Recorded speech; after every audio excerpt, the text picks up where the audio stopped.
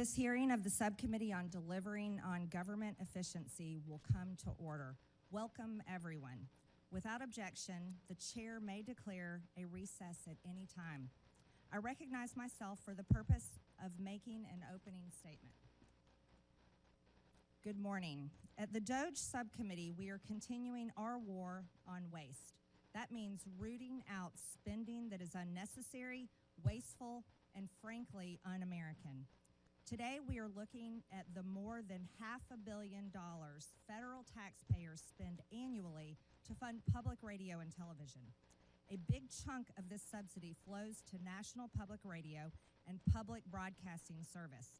NPR and PBS are the big DC-based entities that create and distribute much of the news and educational content heard and seen on public radio and TV stations across the country. When Congress adopted the Public Broadcasting Act of 1967, it did so because it thought at the time that federal dollars were needed to provide objective news and education content to the entire nation, including rural residents who lived off the grid. Fast forward a few decades, and a lot has changed. The invention of the internet, for instance, and social media. It's made news and information widely available to those living in remote areas. Americans are increasingly consuming digital media and podcasts. The audience of public radio and television is declining. And I know this because I represent a rural district where farmers listen to podcasts and internet-based news while they drive their tractors. At the same time, NPR and PBS have increasingly become radical left-wing echo chambers for a narrow audience of mostly wealthy, white, urban liberals and progressives who generally look down on and judge rural America. PBS News is not just left-leaning, but it is actively uses taxpayer funds to push some of the most radical left positions, like featuring a drag queen on the show Let's Learn, a show targeted toward young children ages 3 to 8 years old. I want you to know I grew up watching children's programming on PBS. And as a mother who raised 3 children, I felt confident that I could leave the room while my own children were watching children's programming on PBS. But I can tell you right now, Ms. Kruger, specifically, as a mother, if I had walked in my living room or one of my children's bedrooms and seen this child predator and this monster targeting my children, I would become unglued. And that is how most parents feel all over this country.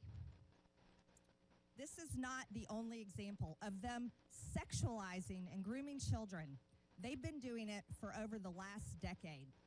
In 2015, PBS produced Frontline put out a documentary, Growing Up Trans, that takes viewers on an intimate and eye-opening journey inside the struggles and choices facing transgender kids and their families. This means that PBS is one of the founders of the trans child abuse industry, all while taking taxpayer money. Brainwashing and transing children is an issue so hated by parents across the country that it was a driving force in the landslide Republican and Trump victory in the 2024 election cycle and presidential race. The news that these entities produced is either resented or increasingly tuned out and turned off by most of the hardworking Americans who are forced to pay for it. They no longer view NPR and PBS as trusted news sources. As a matter of fact, with these people, they're a threat. In fact, when Elon Musk put his hand over his heart and extended it and told the American people his heart goes out to them,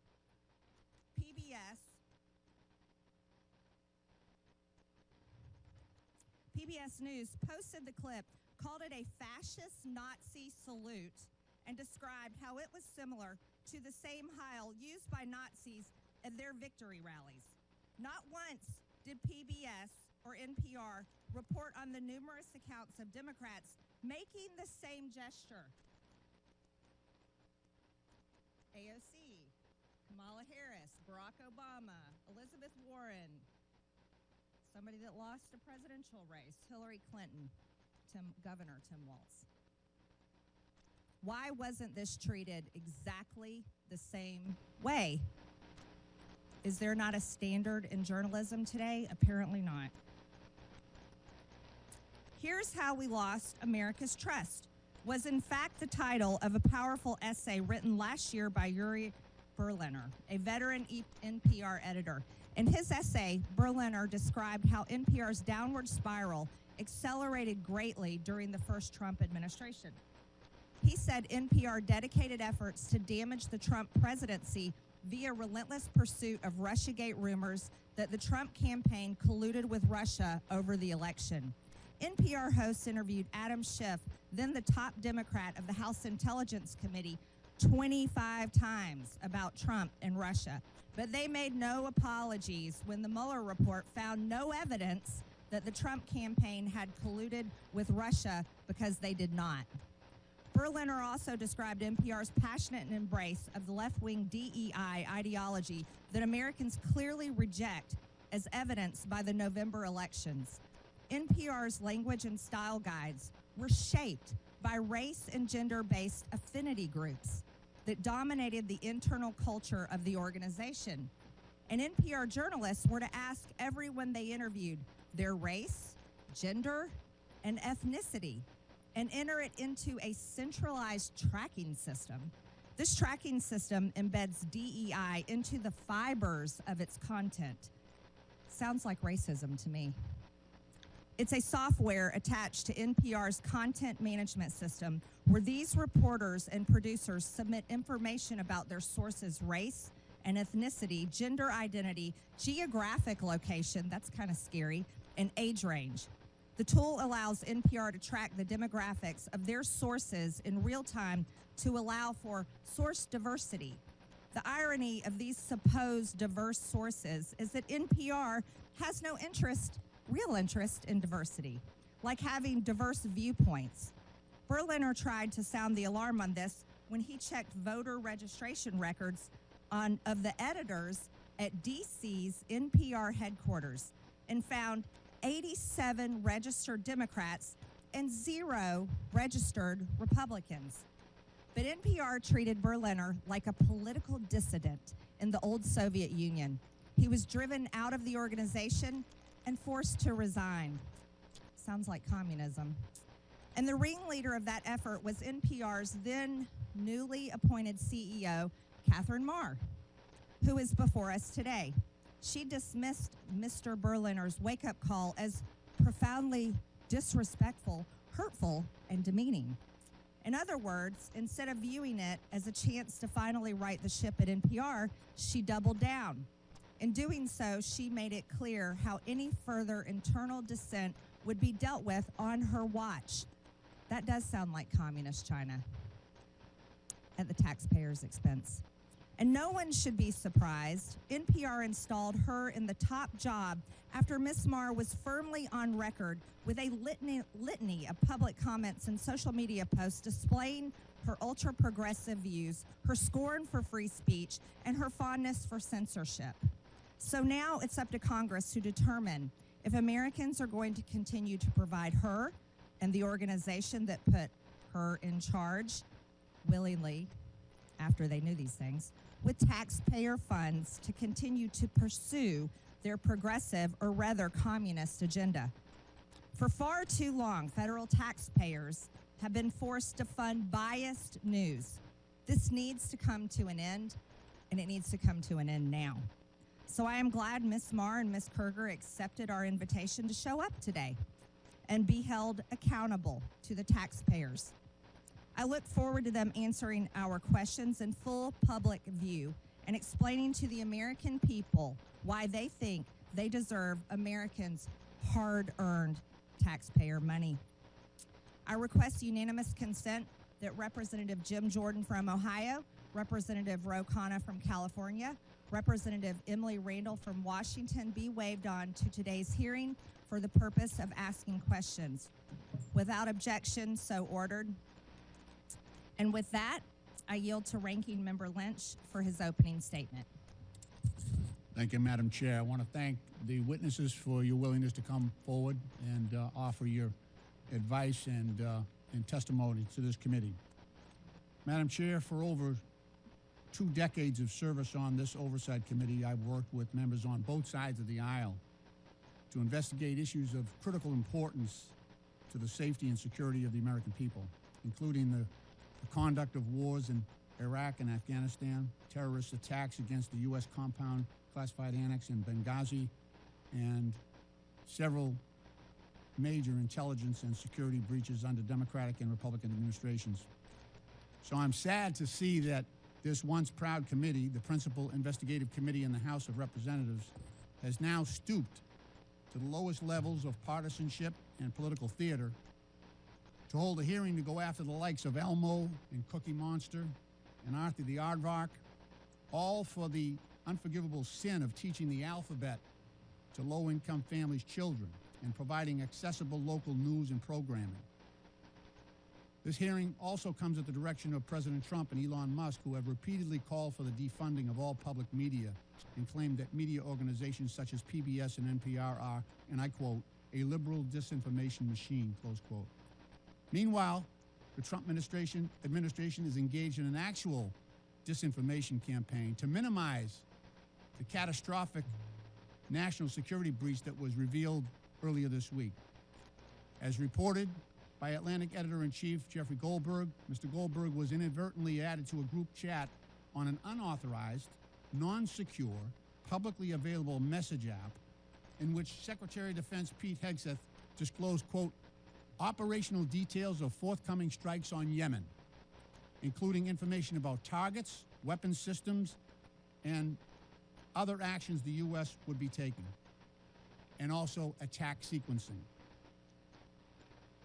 I want to remind my colleagues in Congress that federal law makes it a crime when a person, through gross negligence, removes information relating to national defense from its proper place of custody or delivered to anyone in violation of this trust, ought to be lost, stolen, or abstracted or destroyed. And what's more, if evidence shows that any of the parties who were in on that signal chat lied under oath in the Senate yesterday, Mr. Ratcliffe or Ms. Gabbard, for instance, then certainly conspiracy to conceal that breach would be far worse, where center or criminal intent is in evidence, and would be more likely to invite culpability and possible criminal liability. The Secretary of Defense would be subject to criminal prosecution, and it would be the responsibility of the U.S. Attorney General to prosecute that, but where a conflict exists, it might require a special prosecutor. This security breach severely compromised the safety of American troops in advance of imminent U.S. operations and airstrikes against Houthi rebel positions. It is well documented that the Houthi arsenal includes anti-aircraft capability, ballistic missiles, cruise missiles, rockets, and unmanned aerial attack drones. Mr. Goldberg, who was unwittingly elevated to the clearance level afforded to members of the Joint Chiefs of Staff, was also joined in the exposed group chat by Vice President J.D. Vance, Secretary of State Marco Rubio, and National Security Advisor Mike Waltz, and other senior members of President Trump's national security team. This committee should be questioning every single one of them as to why they were using an unapproved, unsecure messaging app to conduct sensitive classified discussions about military operations in which our sons and daughters in uniform are being sent into battle. One of the participants was actually sitting in Russia, using an unsecure app. And every member of this committee knows what that means. We've all been advised about which apps are secure and insecure and when it is appropriate to engage in non-critical discussions.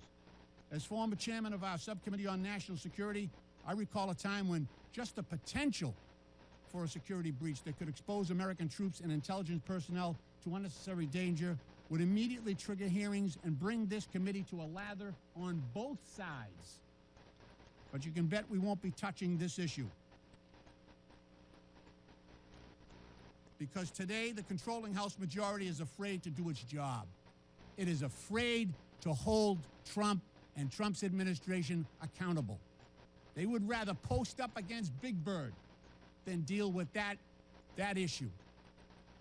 In reference to public media, Elon Musk recently asked, should your tax dollars really be paying for an organization run by people who think the truth is a distraction?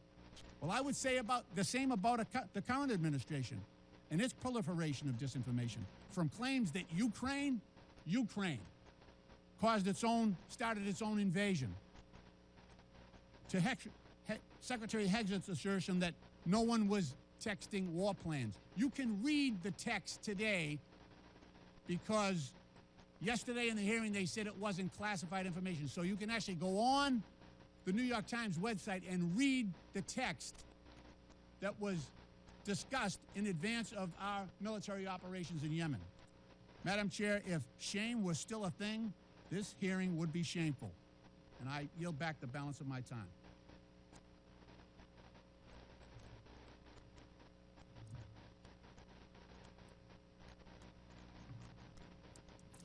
I am pleased to introduce our witnesses today. Paula Kerger is the President and Chief Executive Officer of the Public Broadcasting Service, also known as PBS. Catherine Marr is the President and Chief Executive Officer of National Public Radio, also known as NPR.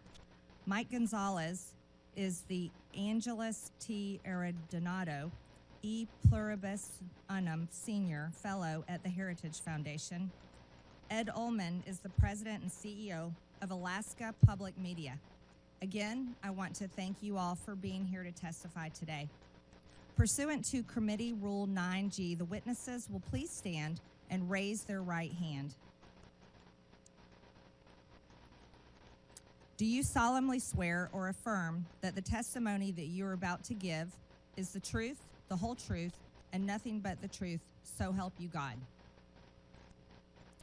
Let the record show that the witnesses answered in the affirmative. Thank you. You may take a seat. We appreciate you being here today and look forward to your testimony.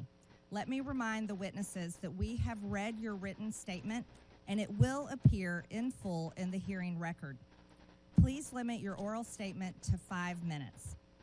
As a reminder, please press the button on the microphone in front of you so that it is on and the members can hear you. When you begin to speak, the light in front of you will turn green.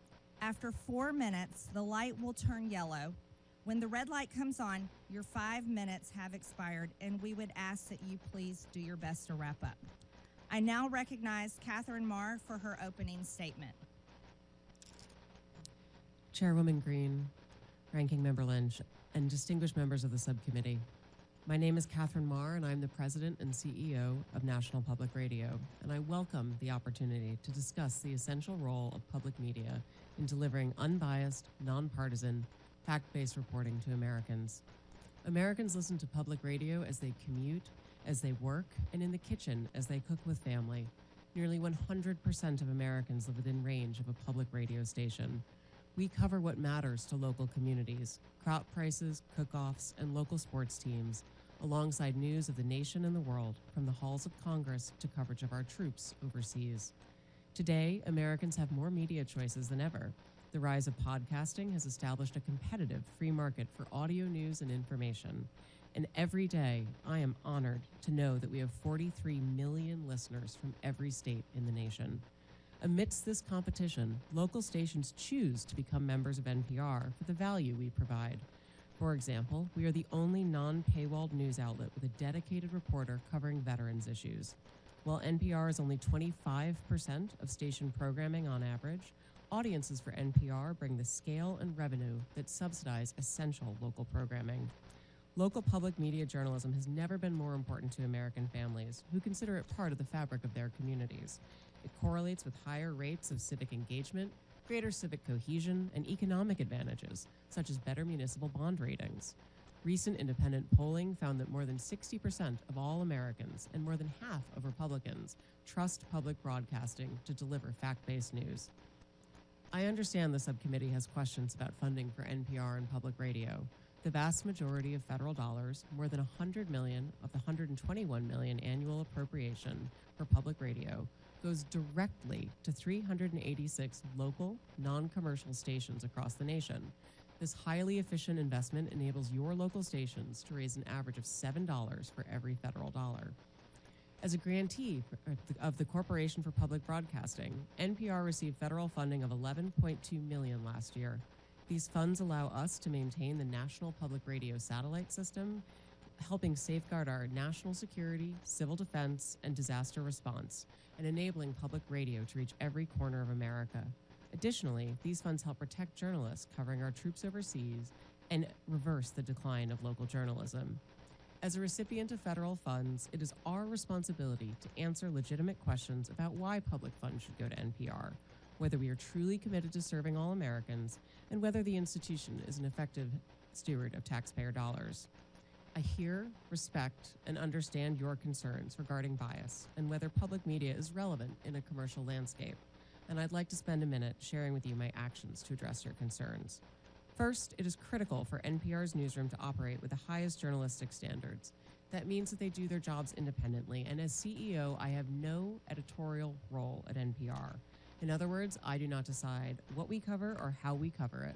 I lead NPR's strategy, ensuring we have resources and policies in place to serve all Americans, not just those with a specific point of view. I was brought into NPR to revive and reorient the organization and bring public media to a wider audience, a new generation, and new platforms. We have a responsibility to serve Americans across the full political spectrum in a trustworthy, nonpartisan fashion. It is essential that we deliver on this commitment, and we have work to do, and we are doing it. In May, we launched an initiative to improve our editorial review processes to make sure all pieces are fair and comprehensive. We hired new editors and analysts to ensure we're giving fair airtime to different voices and issues. We started regular meetings with our nearly 200 local newsrooms so we can plan together for the needs of their audiences.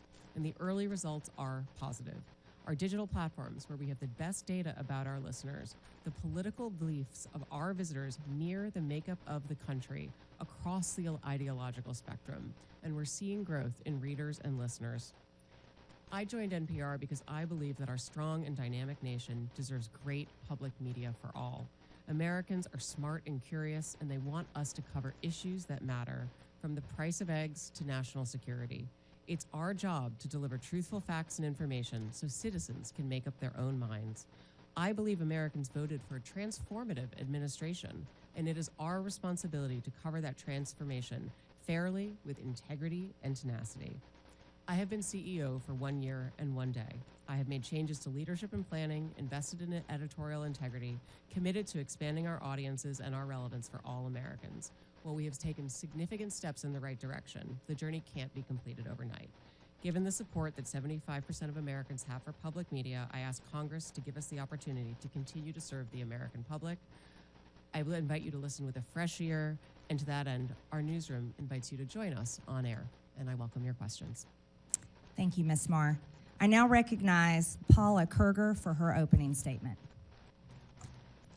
Chair Taylor Green, Congressman Lynch, and members of the subcommittee. My name is Paula Kerger, and I'm the president and CEO of PBS, a role that I've held for 19 years. It is my honor to be here on behalf of the 336 PBS stations who serve every community in the United States. There's nothing more American than PBS. As a membership organization, our local service is at the heart of our work. Our job at PBS is to support our stations so that local stations can serve their communities.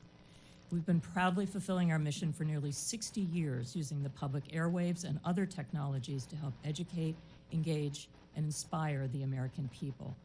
That mission is our guide star and remains just as important today as when the Public Broadcasting Act was signed into law in 1967. PBS stations provide something that cannot be found on commercial networks. This is because PBS stations are focused on the needs and interests of the viewers they serve. Especially in rural areas, PBS stations are the only outlet providing coverage of local events. For example, high school sports, local history and culture content, candidate debates at every level of the election ballot, and specialized agricultural news. Local stations also partner with other community organizations to address issues of concern like Veterans Affairs and the opioid crisis. Finally, communities depend on the essential public safety information and emergency alerts our local stations provide. Our programming comes from our local stations.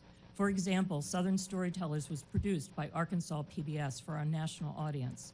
This program highlighted Southern culture through its literature, music, and film.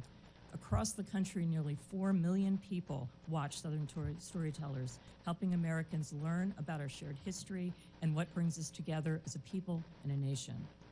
Our stations pool resources to invest in programming that will benefit all Americans, ranging from history and science to art and music. For example, Firing Line with Margaret Hoover creates a forum for people with a wide range of views to respectfully share ideas. While programs like Independent Lens's Matter of Mind, My Alzheimer's explores the challenges facing many American families.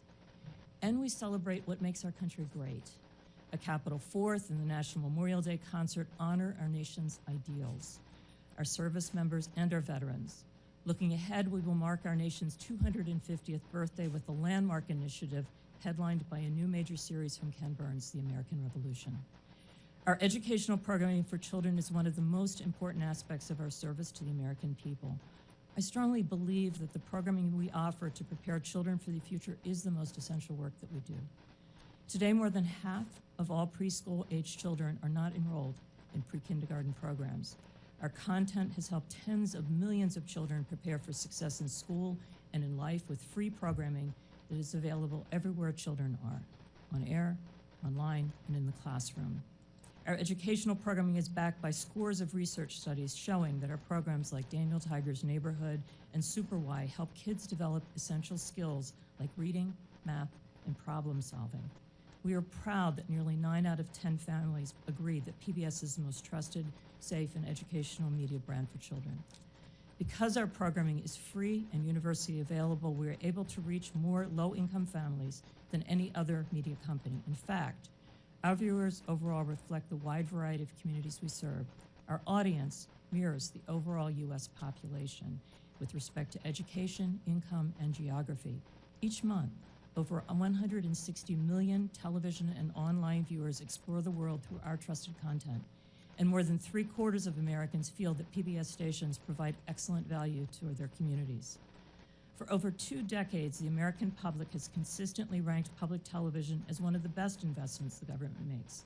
More than 70% of the CPB funds from Congress go directly to our stations. And for every dollar of that vital seed money, local stations raise 7 to support their work. This is one of the best, most successful examples of a public-private partnership. When I think about the need for our service, I think of a man I met during a visit to a local station in Nebraska. He was a rancher with young children, and he drove hours to attend a local station event. He pulled me aside and told me this: we need PBS. We don't live near a preschool. My children have learned to read watching PBS shows, and the shows we watch on PBS are our connection to the rest of America. That is why PBS and the 336 local stations in your communities do what we do. PBS programming and the services that local stations provide bring Americans together. It is valued, needed, and trusted by the American people. I appreciate the opportunity to be here today, and I look forward to your questions. Thank you, Ms. Kruger. I now recognize Mike Gonzalez for his opening statement. Thank you, Chairwoman Taylor Green, Ranking Member Lynch, for allowing me to appear before you today. My name is Mike Gonzalez. I'm a senior fellow at the Heritage Foundation. The views expressed are my own and should not be construed as representing any official position with the Heritage Foundation. Before joining Heritage 16 years ago, I was a journalist for many years. I worked in Latin America, Asia, and Europe, traveled with the Mujahideen in Afghanistan, was arrested in Panama, witnessed China's takeover of Hong Kong, and covered the stock market for the Wall Street Journal. I have even covered high school sports. I know that journalists can keep their prejudices in check. That is, if they want to. This ability to give all sides a hearing becomes an even more serious obligation when taxpayers are coerced to pay for you. Yet NPR, PBS, and the other state broadcasters refuse to abide by the simple code of decency. For decades, they've asked for more money while telling conservatives to get lost. But the nation today is in a very different place. We're $36 trillion in debt, and more importantly, we're seeing not just a shift in our cultural vibe, but a shift in societal paradigms. Through the egregious bias, NPR and PBS have violated the public trust. Public media needs to be defunded, and the CPB needs to be dissolved. It's a matter of simple fairness. Multiple arguments can be made. I will list just a few. We're deeply in debt. Number two, the arrangement is unfair to private sector media competitors. Number three, public broadcasting was created with the promise that it would be educational. But now that thousands of competitors have come online, public media has become, as George Will says, like the human appendix, vestigial and purposeless. The funding is a regressive tax, an obnoxious wealth transfer from working families to the affluent. But the ultimate factor is the broadcaster's unforgivable political bias. What we have today is a circular, undemocratic relationship. Democrats unanimously vote for more and more money for public media, and in exchange, public media heavily tips the scale in their favor. It is a nice arrangement for them, but it must end. NPR's and PBS's foolhardy embrace of progressive views and constant denigration of conservative ones is quantifiable. I referred you to my written testimony. Besides my own examples, I cite the research of Tim Graham, as well as NPR veteran Yuri Berliner, who says, quote, an open-minded spirit no longer exists within NPR. Rather than pause and reflect, NPR instead chose to circle the wagons and assassinate Berliner's character. This is part of a pattern. In 2010, NPR fired Juan Williams and vilified him as a psycho after he dared to flout the network's progressive orthodoxy. The people running NPR remain, in Mr. Williams' words, an insulated cadre of people who think they're right and who have a hard time with people who are different. They went completely off the rails when Donald Trump was elected in 2016. Coverage, quote, veered towards efforts to topple the Trump presidency, Berliner said. NPR hitched its wagon to the false claim that Russia had colluded with the Trump campaign. It also refused to cover the Hunter Biden lab story. After the 2020 riots, NPR firmly sided with those who affirmed, without a shred of evidence, that America is an oppressive society gripped by systemic racism. NPR and PBS even justified looting. Rather than use journalism as a truth-seeking tool, NPR and PBS distorted journalism to further a political agenda. Yamiche Alcindor, the liberal activist that PBS hired to cover the White House, routinely used the platform to make unsubstantiated allegations against President Trump. President Biden, she presented as, quote, a moral and decent man, unquote. Or consider Catherine Marr's appointment as NPR CEO. Her long record of comments leave zero doubt that she's not only a committed progressive, but someone whose disdain for free expression disqualifies her from being anywhere close to the levers of power at a media institution. And what does she think of President Trump? He's, quote, a deranged, racist sociopath. Ms. Marr is an American. She's entitled to her views. The question is whether NPR is entitled to appoint her as CEO and then ask conservatives to just pony up. Public media's main argument now is that it is essential for weather emergencies in hard-to-reach places, and that without public money, local news will cease to exist. But over 98% of Americans today have a mobile phone. Even Alaska, one of our most isolated states, has high levels of internet penetration.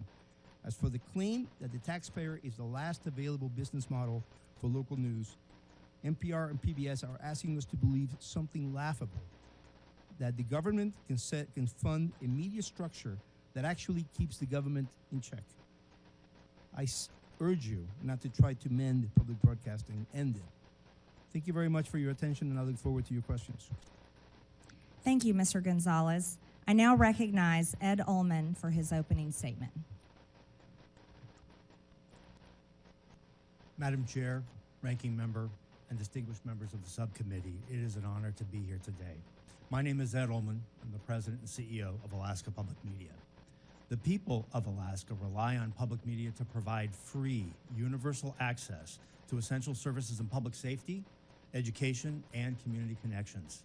This includes potentially life-saving alerts, updates on community affairs, coverage of state and local government, proven educational content engagement services, and local and national news. In many parts of Alaska and communities throughout the country, public media is often the only locally operated, locally controlled broadcasting service. We are more than nice to have. We are essential, especially in remote and rural places where commercial broadcasting cannot succeed. We provide potentially life-saving warnings and alerts that are crucial for Alaskans who face threats ranging from extreme weather to earthquakes, landslides, and even volcanoes. Nationwide, our public television interconnection system supports the PBS Warning Alert Response Network, a critical pathway for the distribution of wireless emergency alerts to cell phones. Public television pioneered datacasting technology to enable public safety officials to communicate with each other without the need for broadband or cell service.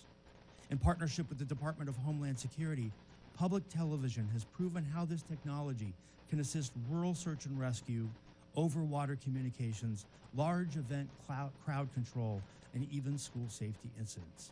Alaskans use our services to connect to their communities and the broader world through access to local public and government affairs, agricultural news, local history and culture, as well as local and national educational content and news. Our programming caters to and is informed by the specific needs of the communities we serve. Just to give a few examples, Indie Alaska, an award-winning series of documentaries, captures Alaska's people, places, and their unique stories. Alaska Insight is a weekly public affairs program that moves the conversation beyond the headlines and right into Alaska's communities. Our radio station hosts Alaska's only statewide call-in programs, Talk of Alaska and Line 1, Your Health Connection. We reach across Alaska with these essential free services through a statewide network consisting of 4 TV channels and 1 radio station.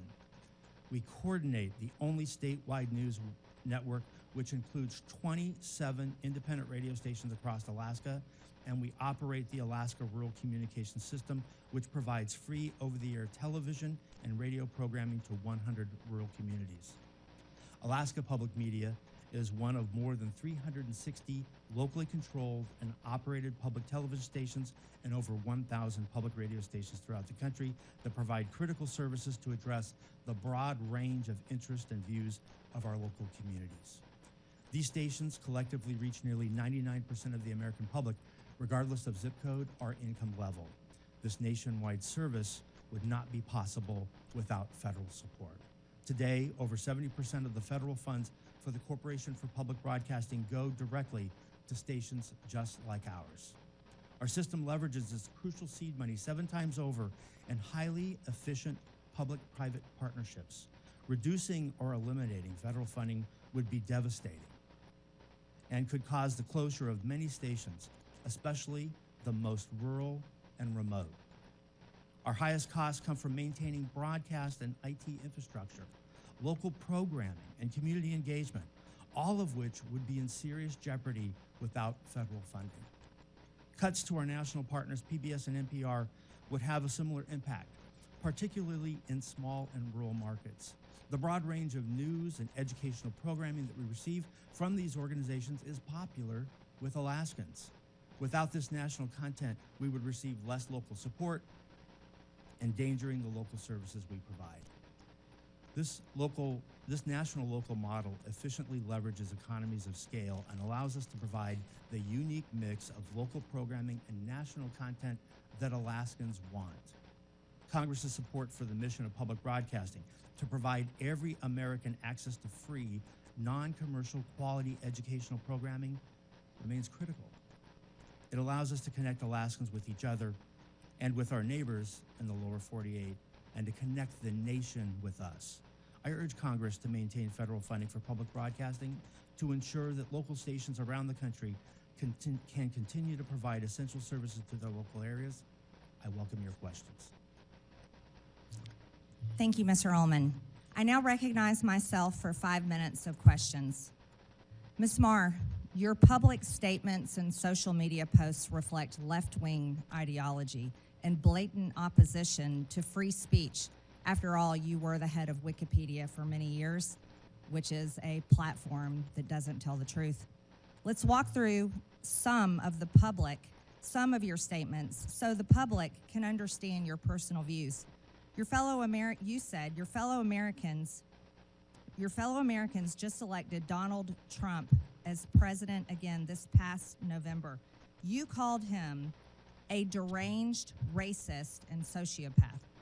You posted on X that America is addicted to white supremacy. It's appalling.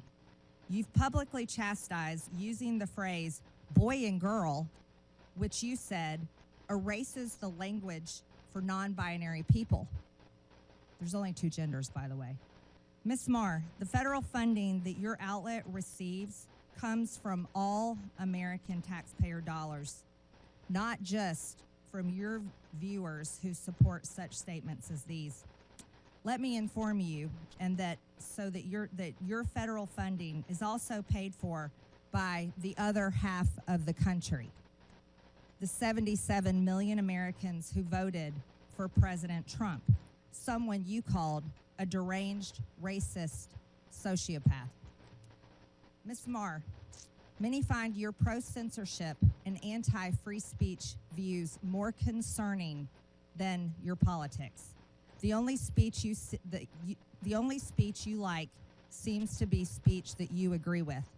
In 2021, you called the First Amendment the #1 challenge in American journalism because it makes it hard to crack down on bad information.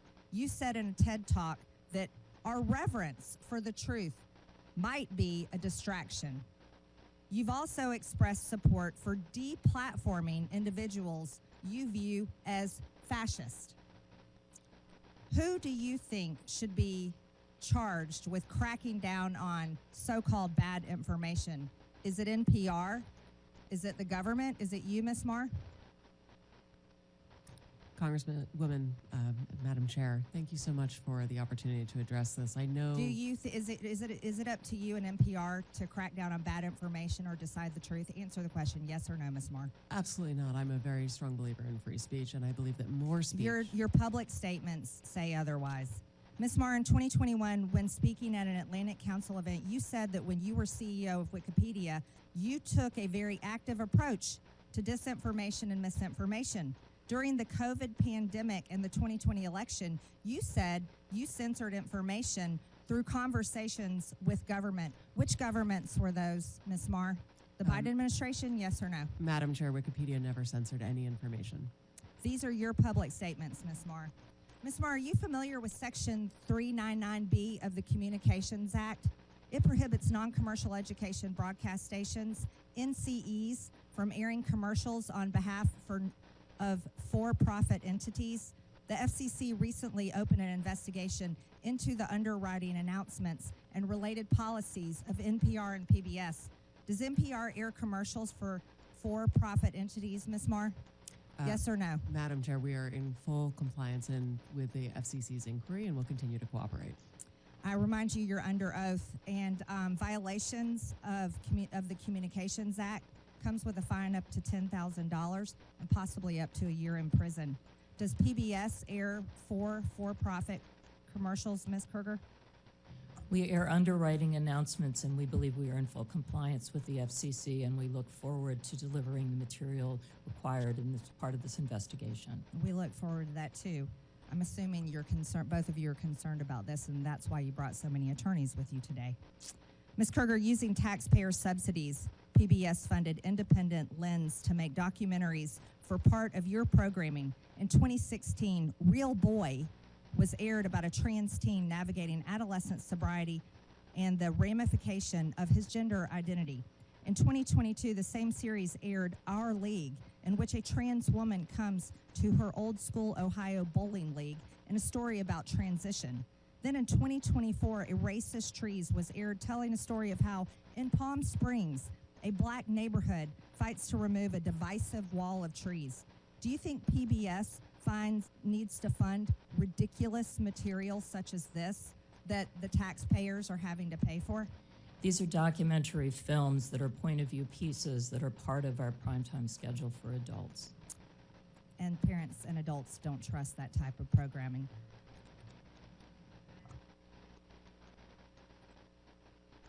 Thank you, Madam Chair. I ask a unanimous consent to enter into the record this letter from 72 public radio stations serving rural communities across the country, where they emphasize how important federal funding is to the ability to provide vital public safety information Without objection, so ordered. Okay. I also have a similar letter from Georgia, from the Georgia PBS NPR station, also asking for consideration for federal funding. Without objection, so ordered. Thank you.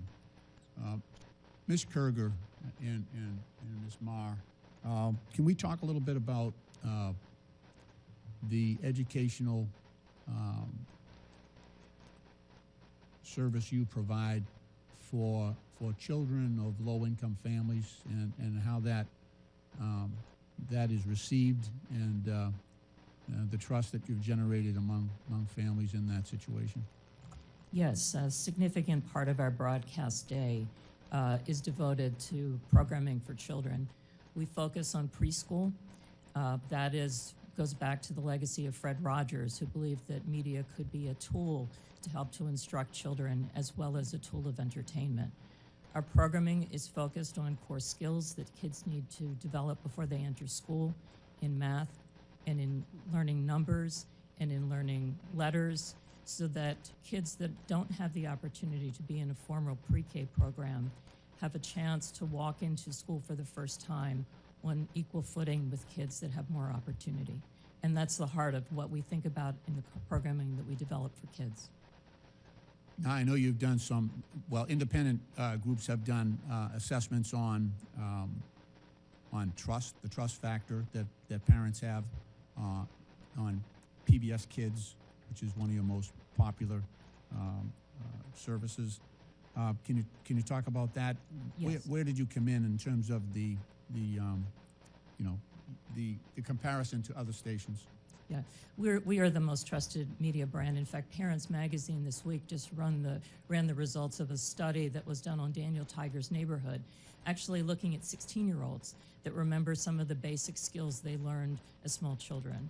And what we're focused on is to make sure, again, that every child has the opportunity to learn and be excited about the world around them when they enter a school for the first time, and to give them those core basic skills that we can see they carry forward in life.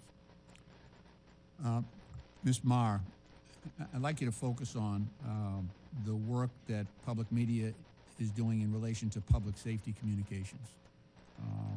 How important is this function of public broadcast media, particularly, I'm talking about the most rural, most remote communities in this country? Thank you so much, Congressman. We are part of the National Next Generation Warning System, for which we've received a significant investment over the course of the last few years, and many thanks to Congress for supporting that appropriation. Our stations are busy implementing that across the nation. We also are part of the the statewide emergency plans for more than 20 states. You'll see the importance and value of public radio in particular when we face extreme weather. For example, whether in Ashland, North Carolina, recently, Blue Ridge Public Radio was the only news information source available for nearly 2 weeks as people struggled with outages of water and electricity, and certainly outages of cell phones and internet. Recently as well, my colleague from Alaska would be able to speak to Raven Public Media, which had a very similar experience of 2 weeks of outages in which the local media station was, again, the only source of information for that community. When everything else goes down, public radio is there, available to first responders to be able to communicate directly about issues of harm and ensure the public has access to vital, critical information. Now, I mean, there's a lot of information out there, a lot of stations out there, but we're talking, what's the difference here when you have a paywall-free, non-subscription access for some of these communities? I think it makes all the difference in the world, sir. We recently, as I mentioned in my opening statement, we're one of the only publications in America that has a dedicated veterans beat, and the only one without a paywall. I'm always struck by something that our veterans reporter told me, which is that a mother of one of our troops deployed overseas came to him and said that for the first time in 9 months, she'd heard his son's voice. That's something that I believe only public media can do, and it can only do that because it is available to all Americans without any barriers. Thank you. Madam Chair, I yield back. I now recognize Chairman Comer from Kentucky for 5 minutes. Thank you, Madam Chair. Mr. Ullman, I'm glad you brought up a point, and it's been mentioned a couple of times already at the early start of this hearing about rural and remote. And I have to tell this story. When I graduated from college with a degree in agriculture, I went back to rural Monroe County, Kentucky, and worked on a farm, my farm, for 5 years, full-time. Farm to this day, but full-time. I was in a tractor, sometimes 10, 12, 14 hours a day. And I listened to the radio, and the only radio station I could get that had news was public radio. So I listened to as many hours of public radio as anyone on this panel, I can assure you. And it was a great service. That was 30-some years ago. Today, in that same remote area, I mean, you've got Sirius XM, you've got podcasts, there's internet access now. There's a whole menu of media options now. So, but over time, and I still occasionally listen to NPR because I just want to hear what they have to say, and I don't even recognize the station anymore. It's not news. I feel like it's propaganda. I feel like there's disinformation every time I listen to NPR. And, you know, a media entity like MSNBC or Huffington Post that, in my opinion, consistently spews disinformation, they can do that. They're a private company. But NPR gets federal funds. And you know, I have a problem with that. Because if people in Alaska, if all they have is public radio, then all they know is what these headlines say. And they're wrong about COVID-19. And the headlines are in the background. Don't have time to go over all these headlines that are wrong. About Russian collusion, wrong. About the Hunter Biden laptop, wrong. And then there's a story about me. And part of what we went through on this committee during the Biden investigation, which, by the way, ended with Joe Biden's last act as President of the United States, pardoned his entire family preemptively for an 11-year period, which just so happened to be the 11-year period that this committee investigated the Bidens, that we had subpoenaed bank records. I don't think NPR reported about the pardons, but they reported a lot about how there was no evidence of any wrongdoing and things that just weren't true. In fact, there's a story, NPR, lawmaker leading Hunter Biden House investigation, accused of owning a shell company. Well, that's me.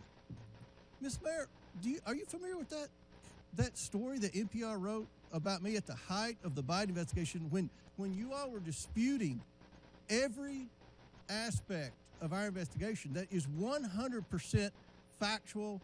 We have hundreds of pages of evidence, hundreds of pages of bank records, hundreds of pages of emails. Do you remember the story that NPR wrote about me saying I had a shell company? Congressman, I was not at NPR at the time, and I'm unfamiliar with the story. Where do you get your sources on something like that? That's a very serious accusation because we're investigating a president and his family who had 28 shell companies. I have an LLC, had 5 properties in it. It's in my financial disclosure form. I've gone into great detail, given lots of interviews. But people that listen to NPR, they're totally disinformed on the truth. And you know, I have a problem with that because you get federal funds. And I do believe there was a role for public radio 30 years ago, maybe 20 years ago, maybe 5 years ago. But because of technology today, I don't think there's a role for public radio anymore. And I think you've abused the privilege that you had with receiving federal funds. Because these headlines here are not true. This is disinformation on some huge topics. Do you want to dispute anything that I said in the remaining 30 seconds? Thank you, Congressman. First of all, I want to recognize your concerns. One of the first things that I did in coming in May was to beef up our editorial standards. I directed my editor-in-chief, who, by the way, why is NPR even doing editorials? I'm should NPR so sorry. Even do editorials? I don't mean editorial in terms of opinion editorial. Do you even need opinion? What does it matter with opinion? If you're a federally funded entity that's supposed to provide the news, Can you not provide the news? Of course. Fair and balanced? Of course, Congressman. I mean editorial standards for our journalism was to beef up our editorial practices, bringing in more editors to make sure that we have more points of view reflected in every story. I've engaged in a number of actions trying to address and my some of time's these expired. concerns. I've lost confidence in public radio. I don't think, Madam Chair, they should get a penny of federal fund. I yield back. Thank you, Mr. Chairman. I now recognize Mr. Garcia from California for 5 minutes. Well, thank you, Madam Chairwoman. I want to first begin by thanking all of our witnesses that are here today. I know that there's a lot we should be discussing right now at this hearing. We've, of course, had some pretty shocking security breaches that we're just learning about through a lot of our national security officials. We know that Pete Hegseth should be removed from office or should resign. We have Donald Trump, who, of course, is crashing the stock market. He's taken away millions of programs and hurting people across this country to fund tax giveaways to billionaires.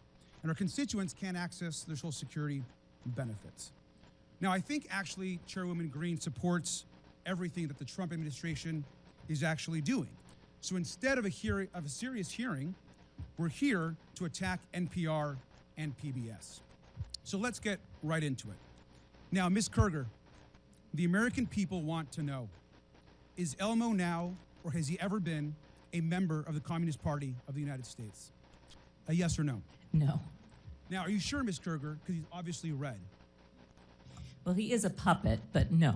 Now, that's not all. He also has a very dangerous message about sharing and helping each other. He's indoctrinating our kids that sharing is caring. Now, maybe he's part of a major socialist plot, and maybe that's why the chairwoman is having this hearing today. But let's talk about somebody else. Let's talk about Cookie Monster. Now, we know that Health Secretary RFK Jr. is coming out against fast food and baked goods. Are we silencing pro-cookie voters? Yes or no? Ms. Kerger? But cookies are a sometime food. Well, thank you. And now, I agree with you. And let's also talk about the most important, maybe, character on Sesame Street. This is actually Big Bird. Now, Ms. Kerger, since Elon Musk actually fired USDA workers who have been working on the bird flu, does it make sense to also fire Big Bird? Yes or no? We would like to keep Big Bird. I completely agree with you. And now it gets even worse. Now, this is actually a tweet that Big Bird actually sent out about the COVID-19 vaccine, encouraging folks to actually get their vaccination, which, of course, we believe in vaccines. Now, perhaps the reason why we're having this hearing is because our chairwoman, Ms. Green, has actually said some really negative things about getting vaccinations. And that perhaps is why we are here. And so we support Big Bird being pro-vaccine and promoting vaccines across this country. Now, I will admit, though, the extreme liberal agenda that you're all pushing, I think, doesn't stop there. This, of course, is Bert and Ernie. Now, these two guys actually live together. They're friends. They're supportive of each other. Now, that might be triggering to our chairwoman and some on this committee, and perhaps that's also why we're here today. Ms. Kerger, an important question. Are Bert and Ernie part of an extreme homosexual agenda? No. Thank you, Ms. Kerger, and thank you for being a good sport. Now, I'm obviously using some humor here, but the fact that we're sitting here today talking about defunding public television is actually not funny.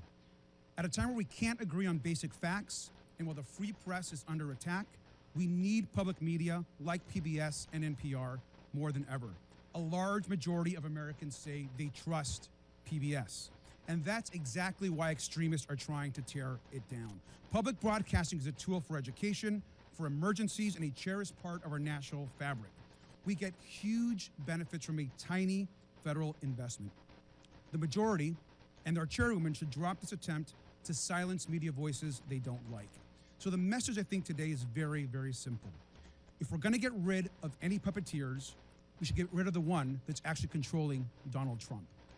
Fire Elon Musk and save Elmo. And with that, I yield back.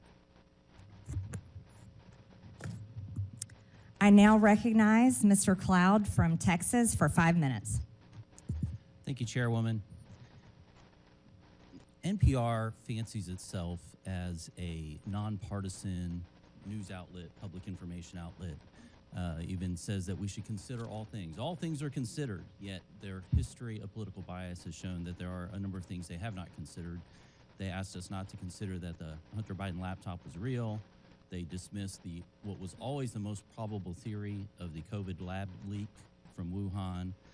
They interviewed Russia collusion hoaxer Adam Schiff 25 times, who claimed to have a vault of information in his office leading to the impeachment of President Trump, which of course we now know was all fraudulent. I'd like to submit for the record an article by Uri Berlinger. I've been at NPR for 25 years. Here's how we lost America's trust. Without objection. So NPR, unfortunately, has lost much of the audience that they used to have, and now they have a very partisan audience because of this. Who do they bring in to fix it? They bring in Ms. Maher, who has a history in commentary of promoting Marxist ideology, including critical theory. Said we should not use the terms boy or girl, has called our president a deranged racist sociopath, and said that our reverence for the truth has become a distraction that is preventing us from finding consensus and getting important things done. And one could look at that and think that maybe, in your view, promoting groupthink is more important than finding the truth. I thought we liked diversity of ideas, especially, and that as an online encyclopedia that you used to manage, activism was more important than accuracy. Now, I had an uncle who used to say that you should never let the truth get in the way of a good story. And while that was humorous when we were talking about weekend fishing expeditions, when we're talking about news and information and encyclopedias and things that are of national importance, I find that very troubling. Now you are here managing NPR, which is in part federally funded. Can we expect that you will bring the same lack of reverence for truth to your management of NPR? Thank you, Congressman. First of all, I do want to say that NPR acknowledges that we were mistaken in failing to cover the Hunter Biden laptop story more aggressively and sooner. Our current editorial leadership. In Wuhan? We recognize that we were reporting at the time, but we acknowledge that the new CIA evidence is worthy of coverage and have covered it. What have you done to clean up the bias before? You mentioned I wasn't there for that. What are you doing to clean up and make sure that we have Absolutely. Thank you, unbiased? Congressman. As I mentioned, I came in May. Mr. Berliner published his story 2 weeks into my tenure regarding stories that had happened prior. I wish that I had had the opportunity to speak with Mr. Berliner. I would have loved to have had him engage and come back to us with some suggestions as to what we could do editorially in order to address what he perceived as bias. Now you've had a long history, including the thing that I mentioned about lack of reverence for truth. And how reverence for truth, you've even talked about the First Amendment kind of getting in the way of what you wanted to get done. And then you're wanting us to believe that NPR is now taking this non-biased approach. I mean, where was the come to Jesus moment for you, I guess, that has turned you around and that we can trust the American taxpayer dollars with your leadership of NPR? I so appreciate the opportunity to perhaps clarify some things. My talk about truth was really referencing the way that people use truth to refer to belief as opposed to facts. And my encouragement was that we focus on facts. With regards to the First Amendment. That's not what your comment said. Your comment said that truth was getting in the way of getting things done and that you were prioritizing what you wanted to get done over truth. And that's really unfortunate. I want to go to a different context because you're allowed to have your political opinion. Any news organization should be going after the truth. That's what we want and expect out of news organizations. But certainly a media platform can have whatever opinion it wants in a free society. The question for us today as a committee is whether or not the taxpayers should be forced to pay for this kind of thing. Mr. Gonzalez, I wanted to get your take on this about why the corporate public broadcasting is it still relevant today? I mean, we're in a different context than we were in the 60s where maybe not every home had a television. Now many of them have multiple televisions, and certainly most have a screen in their pocket most times during the day. I have 3 here on my desk. And so it seems like we're in a different context of where could we possibly get the news today or information? Could you speak to the importance or lack thereof of the Corporation of Public Broadcasting in the context of where we are today in society? Yeah, right. When it came on after the passage of the 67 Public Broadcasting Act in the early 70s, there were only 3 networks. You had Cronkite, Reasoner, and the other guy. And PBS added by a third the number of networks that we had. That's not the case today. And as far as education, which has been diminished, and by the way, I believe that Sesame Street was sold to HBO 10 years ago. But as far as the educational value, we have an unending stream of educational content online. I could reel off a number of websites that people can access, YouTube channels where kids of all income levels can access educational content. So, but basically, as I said in my testimony, it goes back to the basic unfairness that conservatives for 50 years have been saying, but you're completely biased. And they have the audacity to say, oh, no, we're not. And you have to just pay us. And it's just, that is the basic. The gentleman's time has expired. Thank you, Mr. Gonzalez. I ask unanimous consent to enter into the record an article published today by Yuri Berliner about NPR, basically saying that the bias has not changed. Madam Chair, I also have a unanimous consent request from the members who were at Mr. Grijalva's funeral mass this morning, asking to submit into the record this letter of support for federal funding from WKMS, Without objection, so ordered. Which is Kentucky Radio, which is where Mr. Comer rode his Without objection, so ordered. tractor. Thank you. I now recognize the gentleman, Mr. Kassar from Texas, for 5 minutes. Good morning. Mr. Gonzalez, you wrote the proposal to defund NPR, PBS, and public broadcasting for Project 2025. Can you answer a few questions for me? How many millions of dollars a month do taxpayers spend for Daniel Tiger to play golf? I have no idea who The answer is none. Okay. To your knowledge, has Miss Piggy ever been caught trying to funnel billions of dollars in government contracts to herself and to her companies? That's a silly question. Well, the answer is no.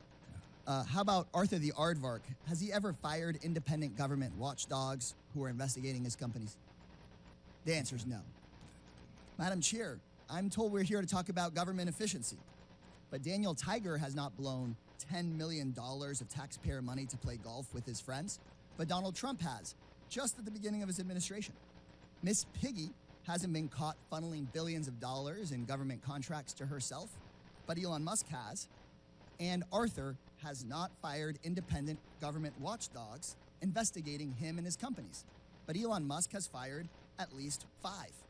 So once again, my Republican colleagues are dragging in a scapegoat, this time PBS and NPR, to try to distract from the fact that Trump and Musk are robbing working people. It's Sesame Street that's making things expensive. It's Mr. Rogers that's blowing taxpayer money. It's listeners like you. It's absurd. The total funding for public broadcasting is just 1/6 the amount that Elon Musk's companies make off of the government every single year. But you will not see Elon Musk being grilled by this committee. I've seen a lot, but pointing the finger at Elmo to cover for Elon Musk might be a new low for Miss Marjorie Taylor Green's committee. I don't think Americans are buying it. Here's what I think we should be having a hearing about. After Trump and Musk took over the government, reporters noticed the State Department was trying to funnel $400 million taxpayer dollars to Tesla. The State Department said it's an old contract, no news here. But because of a brave whistleblower and an NPR reporter, they exposed the corruption and the lies. Madam Chairwoman, if we want to look into waste, fraud, and abuse, why not look into that? Elon Musk, who's running cabinet meetings, who's running the White House, was trying to funnel money to himself. So let's stop investigating the Cookie Monster and start investigating how the Trump administration lied about this and was trying to funnel money to their biggest political supporter. Maybe you're trying to defund NPR because they expose this kind of corruption. And if Republicans were serious about investigating waste, fraud, and abuse, my colleagues would admit that Big Bird is not the problem. Big tech is, big pharma is, big insurance companies are. Elon Musk's companies make billions, $3 billion a year off of government contracts. That's 6 times the money that goes to all of public broadcasting. Private insurers in Medicare Advantage overcharged taxpayers $83 billion just last year. That could pay for public broadcasting 160 times over. The $4.5 trillion tax cut for the ultra wealthy that Republicans on this committee are trying to push through, that would pay for public broadcasting 9,000 times over. There is money to pay not just for PBS and NPR, but health care for every American, tuition-free trade school and community college for every American, to end homelessness on the streets of our cities. But my Republican colleagues don't want to talk about the corporate waste, fraud, and abuse because those corporations fund the Republicans' campaigns. So instead, they want to shut down educational programming for kids and their families, and they want to shut down local radio stations. To borrow a phrase from Sesame Street, the letter of the day is C, and it stands for corruption. Look, in my home city of Austin, Texas, we have Austin City Limits, which decade after decade after decade has chronicled American music. And if they had a bad season and it was private TV, they just would have shut it down. And we wouldn't have had decade after decade after decade of Austin City Limits. That's the amazing thing about public broadcasting. I have a lot of public housing residents in the San Antonio side of my district, and when I talk to them and they hear about what's going on in Washington, D.C., they talk about Texas Public Radio. And I just heard my colleagues talking about educational programming for kids on YouTube. That stuff is loaded with ads. And also on other forms of private television, they're selling you and your kids stuff, making people feel bad. They're trying to make a profit off of you. That's why I got sat in front of Mr. Rogers, because you got to learn something and they weren't just trying to sell you junk. It's better for our kids, it's better for our families, and we should actually be supporting public broadcasting instead of this stuff. Madam Chair, leave Elmo alone. Bring Elon in for questioning instead. I now recognize Mr. Timmons from South Carolina for 5 minutes. Thank you, Madam Chair. I want to thank the witnesses for being here today. I'm going to begin by saying this. We don't want to shut down NPR or PBS, but we have $36 trillion in debt, and we have run a $1.8 trillion annual deficit, and we are scouring all government spending, not just Democrat priorities, but Republican priorities too. We're going to be going through the defense budget. We're going to be making sure that we are spending our taxpayer dollars wisely because we have an existential threat. We have an existential threat. We cannot continue down this path financially. So we do not want to shut you down, but we cannot continue down this path. And so if our debt is part of the reason we're here, I think another part of the reason we're here, reevaluating your role in the government's use of taxpayer dollars to partially fund your institutions, is because technology has changed everything. We are not living in 1967. And the internet has changed our society. We have such increased social interconnectedness, and there are various options for people to get news and to get disinformation or information, whatever you want to get. So those are the two kind of reasons I want to start with, and that's probably half the problem we're here for. The other half is your perceived bias and your content moderation and the manner in which you are violating journalistic integrity. And I'll say this, NPR, you have been far worse at this. Ms. Kerger, you have done a much better job at this, but we still have some issues we're going to talk about. Ms. Marr, do you think that the public statements you have made on social media create a challenge in your leadership for what should be an unbiased public information system? Do you think that your past comments, I'll give you a better question, did they come up in your job interview? Like, do you see a problem? Congressman, thank you for the question. No, they never came up in my job interview.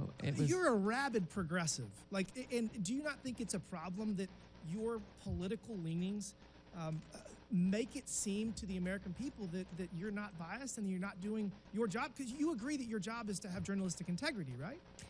Absolutely, but there is a strong firewall between the newsroom and anything that I Let's do. talk about the newsroom. You have 87 registered Democrats, not a single Republican in your editor board. So, I mean, how does that work to give us the perception that you're doing your job of actually delivering unbiased information? Well, I would agree with you that that number is a concern if it is accurate. I do believe that we need to have journalists who represent the full breadth of the American society so that we can report well for all Americans. Well, I think that you are failing. I realize you've only been there for a year, but I just really think that while it is a small portion of your budget, you very much should expect to restructure your revenue streams, because I don't think that NPR is necessarily worth saving. And I'm going to go on to Ms. Kerger.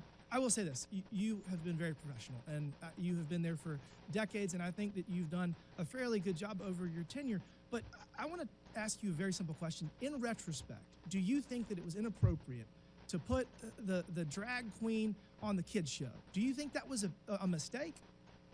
The drag queen was actually not on any of our kids' shows. The image that Chairman Taylor Green showed was from a project that our New York City station did with the New York City Department of Education. What time of day did it air? It did not air. It was a digital project they did for the Department of Education. Do you think it only that appeared on our unit should website? have anything to do with PBS? Do you think that human? I mean, do you see? It was not a PBS. It was not for PBS. It was Okay, so you're mistakenly saying we put it should on have our that information. website by our. I'm sorry.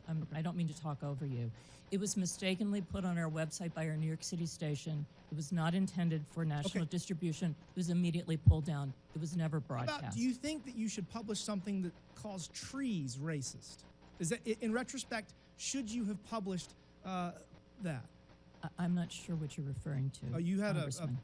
segment that it was called Racist Trees, and it was I mean, we've already referenced it a number of times. So, I mean, do you think trees can be racist? I guess that's a good one. I don't know what you're talking about. I've never heard of what you're referring to. All right, well, but I'd be happy to look into it.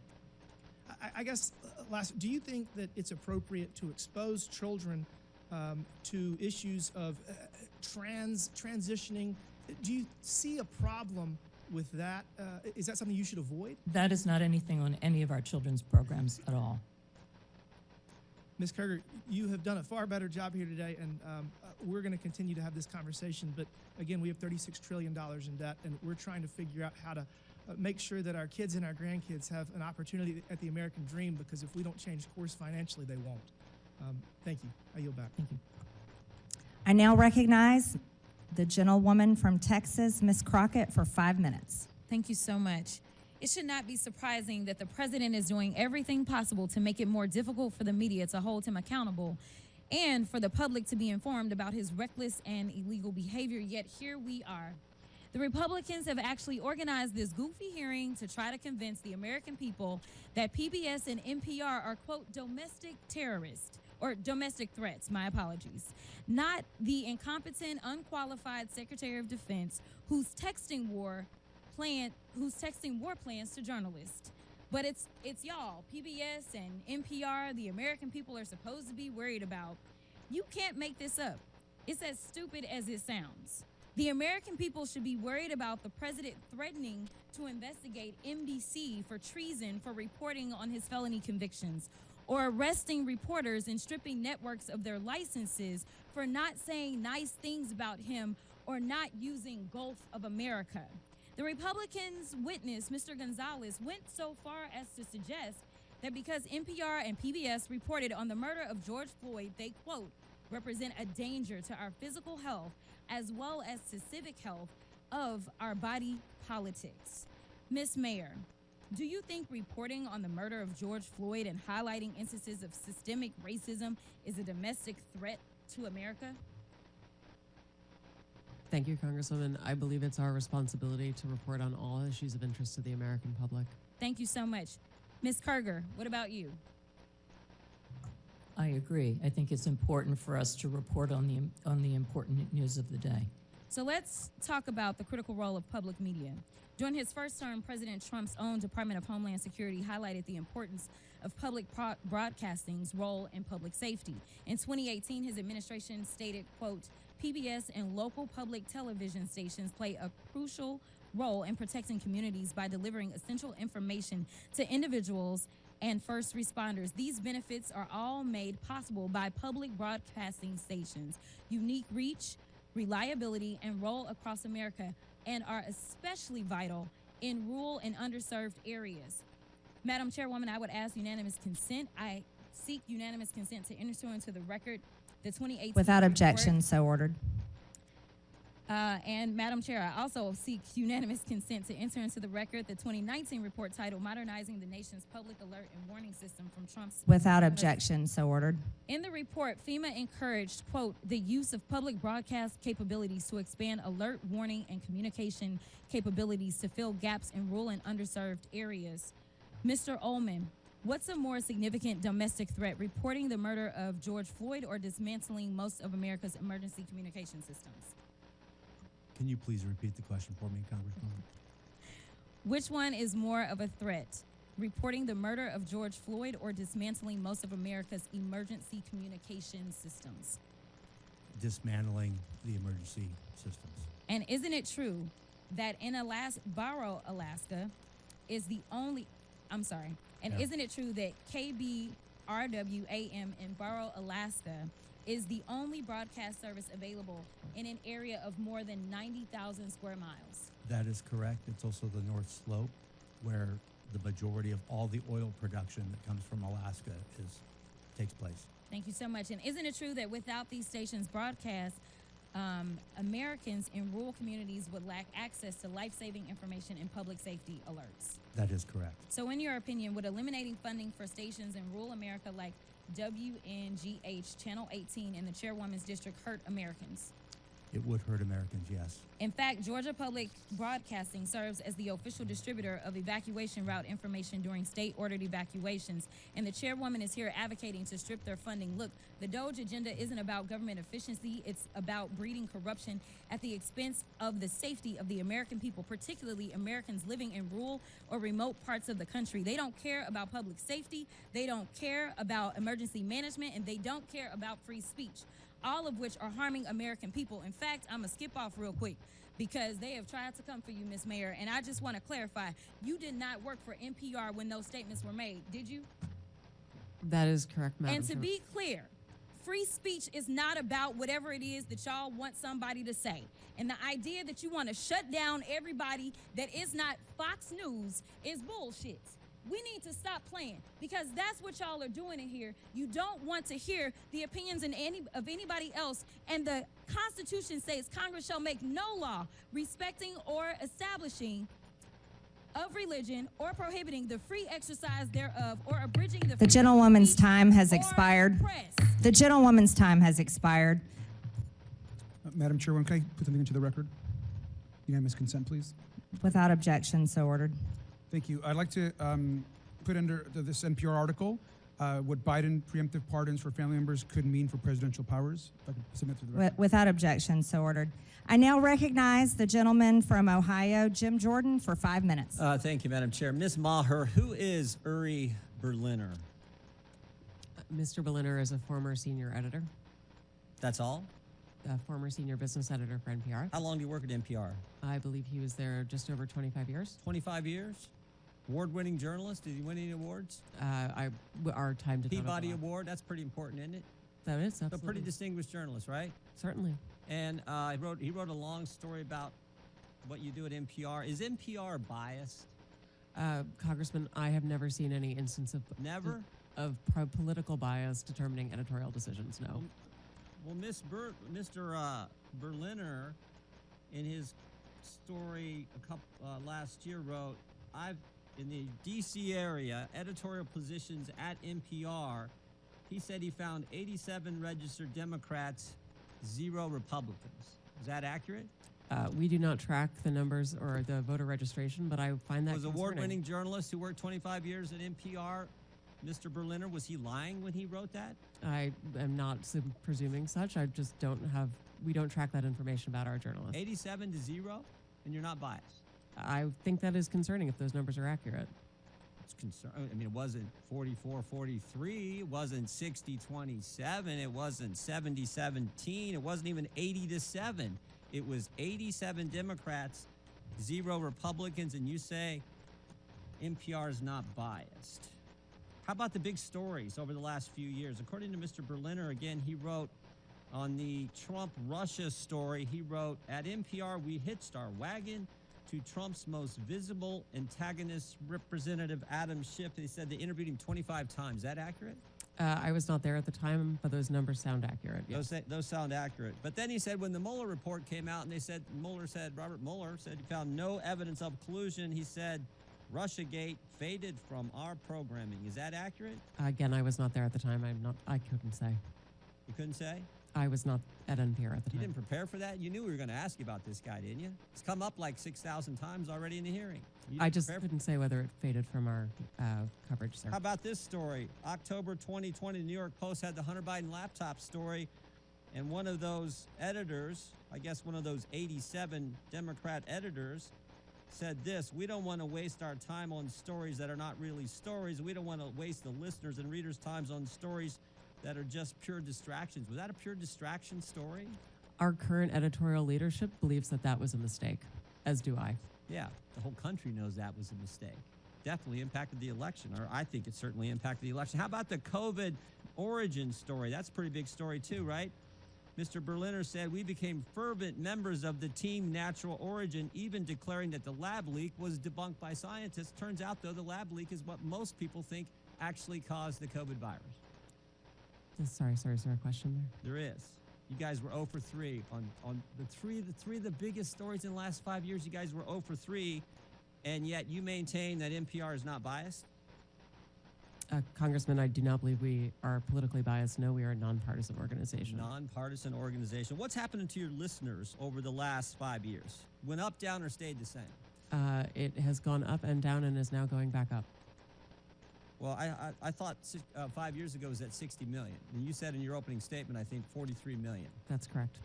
So 43 million now, and it was at 60 million 5 years ago. I can do some math. That looks like it went down. And is now going back up. It's now going back up? Yes, it is. How much has it went back up? It's From gone what? up a couple of millions over the past Oh, years. so you went from 60 million to 41 million. Now you're back up to 43 million. In a year's time, I'm very proud of that growth, sir. Okay, you're proud of that growth. Okay. But over 5 years, it's went down 18 million. That is correct, sir. Okay. Should taxpayers subsidize NPR?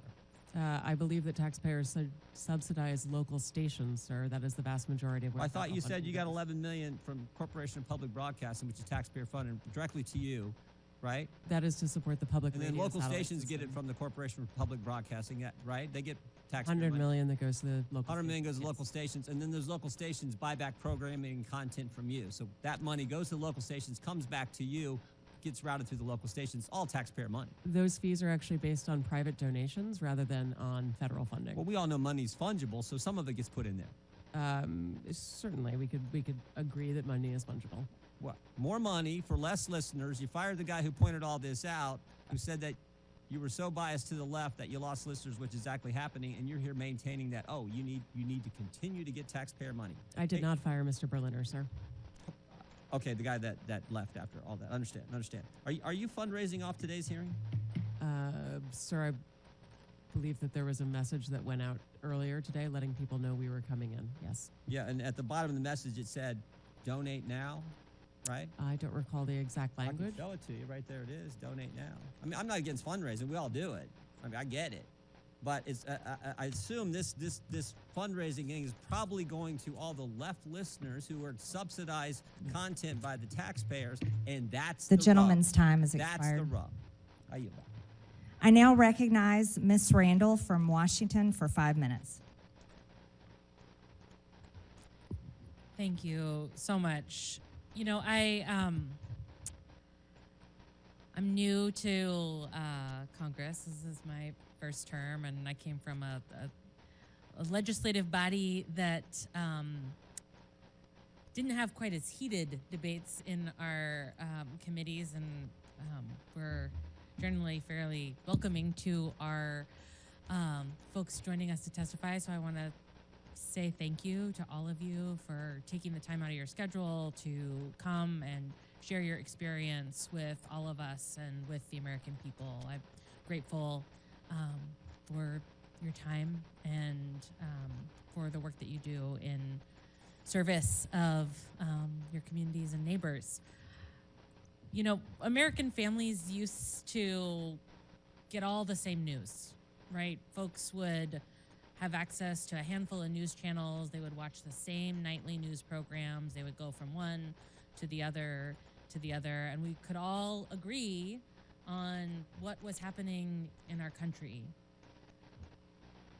We all used to operate from the same baseline of information, but today it is no secret that we are operating in a much more diversified and fractured media environment. The content space, the use of AI generated content. Americans now have to be able to discern for themselves whether something they are hearing is true or not.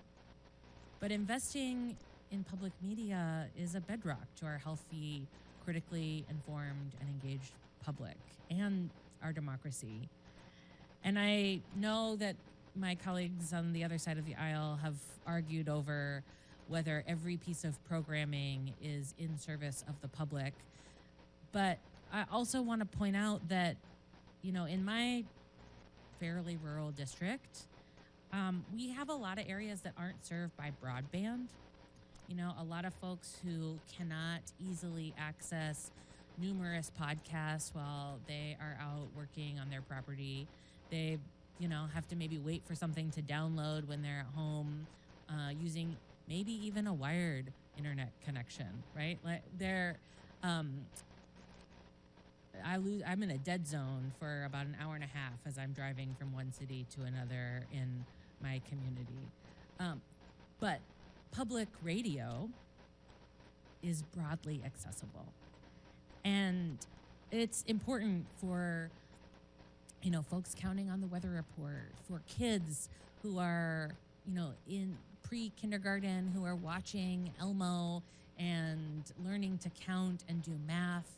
It's important for the young people who, were home during COVID and were able to continue learning with the help of public broadcasting. I think we have a lot of problems in this country, a lot of problems that we should be tackling for regular Americans who are struggling to afford to live, to afford housing, to afford health care, to be able to live the lives that they dream of for themselves and their children. I think we've got some national security concerns that have been talked about a lot in this committee. But I think talking about defunding public broadcasting and public media is an egregious misuse of our time here. Mr. Ullman, when we talk about cutting funds for the Corporation for Public Broadcasting, we're talking about those local small stations that rely on that money. 70% of Corporation for Public Broadcasting funding goes directly to public radio. I know you've worked in Tacoma in the past. I kind of attest to how rural some parts of Western Washington are. It's not all Tacoma. What role do public media stations like NPR and PBS play in supporting local stations? What kind of programming do they provide? The local communities are at the heart of the work we do. As I shared in my opening remarks, we talk about the people and the places there. You bring up a memory of mine. Chehalis, Aberdeen, Hoquiam area, KBTC was the only public television station there. You know about the struggles that community was having over a decade ago, job loss, all kinds of terrible economic situations. We provided educational services there with a $500,000 local grant that we partnered with the community on. It was incredible work. We do the same thing in Alaska with military families, homeschoolers, elementary schools. Those are the pieces we provide. And then local news stories that people can use about where they live and what they do. That's what we do. That would be lost. Thank you so much. Madam Chair, I yield back. Thank you. I now recognize the gentleman from Tennessee, Mr. Burchett, for 5 minutes. Thank you, Chair Lady.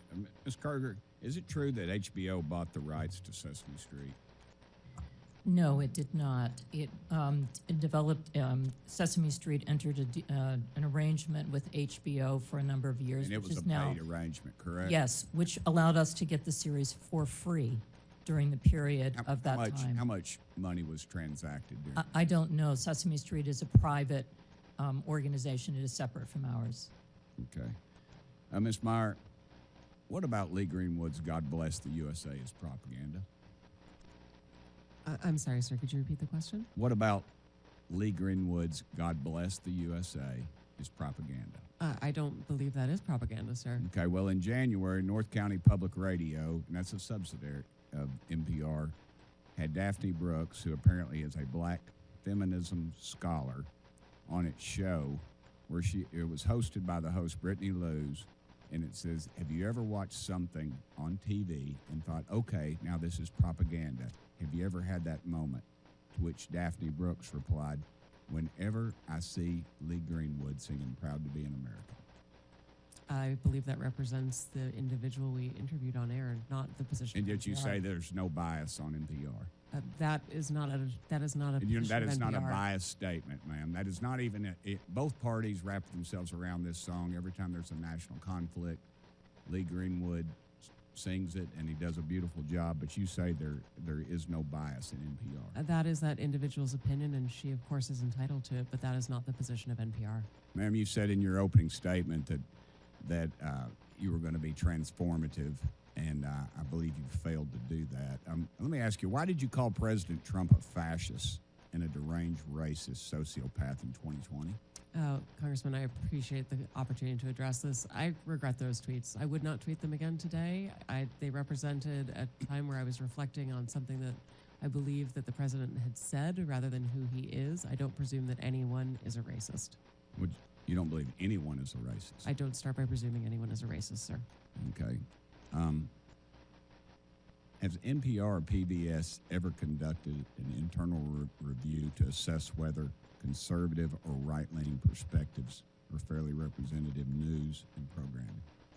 Congressman, what we look at is the distribution of people who listen to our work, and we can tell you, and I'm proud to tell you, that for our digital, our podcasts and our website, the distribution of Americans who come to NPR does reflect the political distribution of the nation. In fact, the distribution on our websites, 33% of folks who come are conservative versus 28% who are liberal, and the rest identify as independent. So the largest group is conservatives who come to NPR's websites. So you believe that most Americans think President Trump is a fascist and a deranged racist sociopath? I don't believe that at all, sir. Okay. Ma'am? We obviously are constantly looking at the voices that we bring forward. We take to heart our commitment to bringing forward perspectives from across the country. Our programming comes from our local stations. And I mentioned in my opening comment the series that we did out of Arkansas, Southern Storytellers. That's just one little example. 10% of our schedule is news. The rest of it is either children's programming or programming based on history to give us all a collective expression. And we're constantly looking to making sure that we're bringing forward a diversity of viewpoints and perspectives and experiences that really do make up the fabric of this country. Okay. NPR senior editor Leonard, it's been mentioned before, but he was quoted as saying an open-minded spirit no longer exists within NPR, and now, predictably, we don't have an audience that reflects America. Yet you stated that the audience does reflect America. He was suspended without pay for 5 days for saying this. And of course, he eventually resigned in April 2024. You've also stated that federal funding is essential for NPR to operate, but also claim only 1% of your funding comes from the federal government. Which is it? Mr. Berliner was suspended for the outside work policy, not for what he said, sir. In terms of federal funding, the federal funds go to support our operation of the public radio satellite system, which enables all of our local stations to be able to communicate information and broadcast, including... As stated earlier, ma'am, funding is very fungible. It flows wherever it needs to. I don't buy that argument. We do have I a wonder if separate any of the balance sheet for members that, of the sir. committee would comment real quickly. Would you agree that Real America's Voice, Newsmax, Fox, or News Nation, if they were to see federal funds, would you all support that? Yes or no? Mr. Ullman? Yes or no? I'd have to get back to you on that. Ma'am? I actually don't have an opinion about that. Ma'am? I don't have an opinion about that, sir. That would be Congress's decision. Thank you, Chair Lady. Thank you. I now yield to the gentleman from California, Mr. Khanna, for 5 minutes. Thank you, Madam Chair, and thank you for allowing me to wave on to the committee. Mr. Gonzalez, I read with interest your testimony. It was so angry, so I thought I'd try to lighten things up a little bit. Who are three of your favorite characters on Daniel Tiger, or what episodes are your favorites? Representative Khanna, thank you very much for the opportunity to lighten up. I think I'm taking a time machine here. Sesame Street went to HBO. Daniel Tiger, do you have some favorite characters? Oh, the Owl, any of them? No, none. What does Ugga Mugga mean to you? Nothing. You've never heard the expression Ugga Mugga? Yeah, I don't think so, no. It's affection. Have you ever watched a Daniel Tiger show, or know any families who watch a Daniel Tiger show? I don't think so, no. You've never watched one? I've never seen Daniel Tiger. On it, Sorry, do you know what Daniel Tiger is a successor to? I don't know Daniel Tiger, so I don't know what he's. No, the show. What it's a successor to? Do you know? No. You really don't know? No, Honestly? I really don't. I'm on the oath. All of history. It's a successor to Mr. Rogers. Oh, there you go. Okay. Yeah. Mr. Rogers, I know. Okay. Are you familiar with his 1969 testimony? I am. He said, I want to quote, because it's one of my favorites. I studied this actually going to school. It's some of the most effective testimony in Congress. He said, I give an expression of care every day to each child to help him realize that he is unique. I end the program by saying, you've made this day a special day by just your being you. There's no person in the whole world like you, and I like you just the way you are. Senator Pastor was a hard-headed fiscal conservative, said he got goosebumps by that testimony, and it's what convinced him to fund the public broadcast. You've said you wouldn't have funded it. Do you think Senator Pastor made a mistake back then? Oh, yeah, absolutely. I think I agree with Fred Friendly, who testified and said, you would have voted against? I would have voted, yes. I don't think that you should have state broadcasters. Now, what is the cost of public broadcasting as a percent of the federal budget? I don't know, but it is come on, you're talking about the $36 trillion of debt that we have. You're saying this is a really important thing that we need to cut. You didn't research out what percent it's it is? Important in principle, Well, and no, it but was. The principle is a different thing. You're saying this is an effective strategy to cut debt, and you have no idea what It was 5% of the discretionary cuts in the GOP. It's 0.01%. Right, but it was 5% of the discretionary cuts in the 17 budget. 0.01% Right. federal budget. That's one of the reasons Senator Pastor said, it's worth it in an investment in American kids. Now, you said Sesame Street is a private organization, or Sesame Street is going private. I didn't understand that because Sesame Workshop is a nonprofit. What did you mean by private? Well, I mean it's a nonprofit. It's separate from. But it gets public funding. Were you talking about the HBO thing? Yes. Do you realize that HBO just canceled with them? And I do. Yes. And the reason they canceled them, and I'm trying to explain why Senator Pastor funded this, and if you talk to families who watch Daniel Tiger, maybe you'd appreciate it. The reason they canceled it is because it wasn't making a profit. See, because when you try to do Daniel Tiger or Sesame Street, and you try to do what Mr. Rogers was talking about, helping the emotional and social development of kids, it's not easy. You got to hire people who are child psychologists. You have to hire people who are educationalists. A lot goes into this. And HBO said, you know what? It's not making money. We'd rather put on things that are geared towards adults or that are going to be conflicts. We aren't making money on this. And the whole reason Senator Pastor said that we're going to fund this, I know you kind of mocked in your testimony the kids, but the whole reason was that when you make programming for children to help their social and emotional development, it costs so much money to do, and it's a public good, then not everything has to be about profit. Do you have any idea what it takes to produce Daniel Tiger, who all they hired? Did you ever try to figure it out? No, but I can tell you that the market said that it wasn't, and there wasn't enough demand for it. And that's the reason why HBO got rid of it. Right. Because there wasn't enough demand. Yeah, so that's exactly the right point. Are you saying that everything in American society needs to be driven by the profit motive? There is not enough demand on getting ratings for things that help the social and economic development of kids. But you know what Mr. Rogers understood, what we've forgotten in this country? Some things are more valuable than money. At a time where a country is polarized, I wish we had a little more empathy and caring, and that's not a partisan issue. That's an American issue, and I would recommend you watched that testimony from Mr. Rogers. I hope the whole country would watch it. I have watched it, and we are $36 trillion in debt.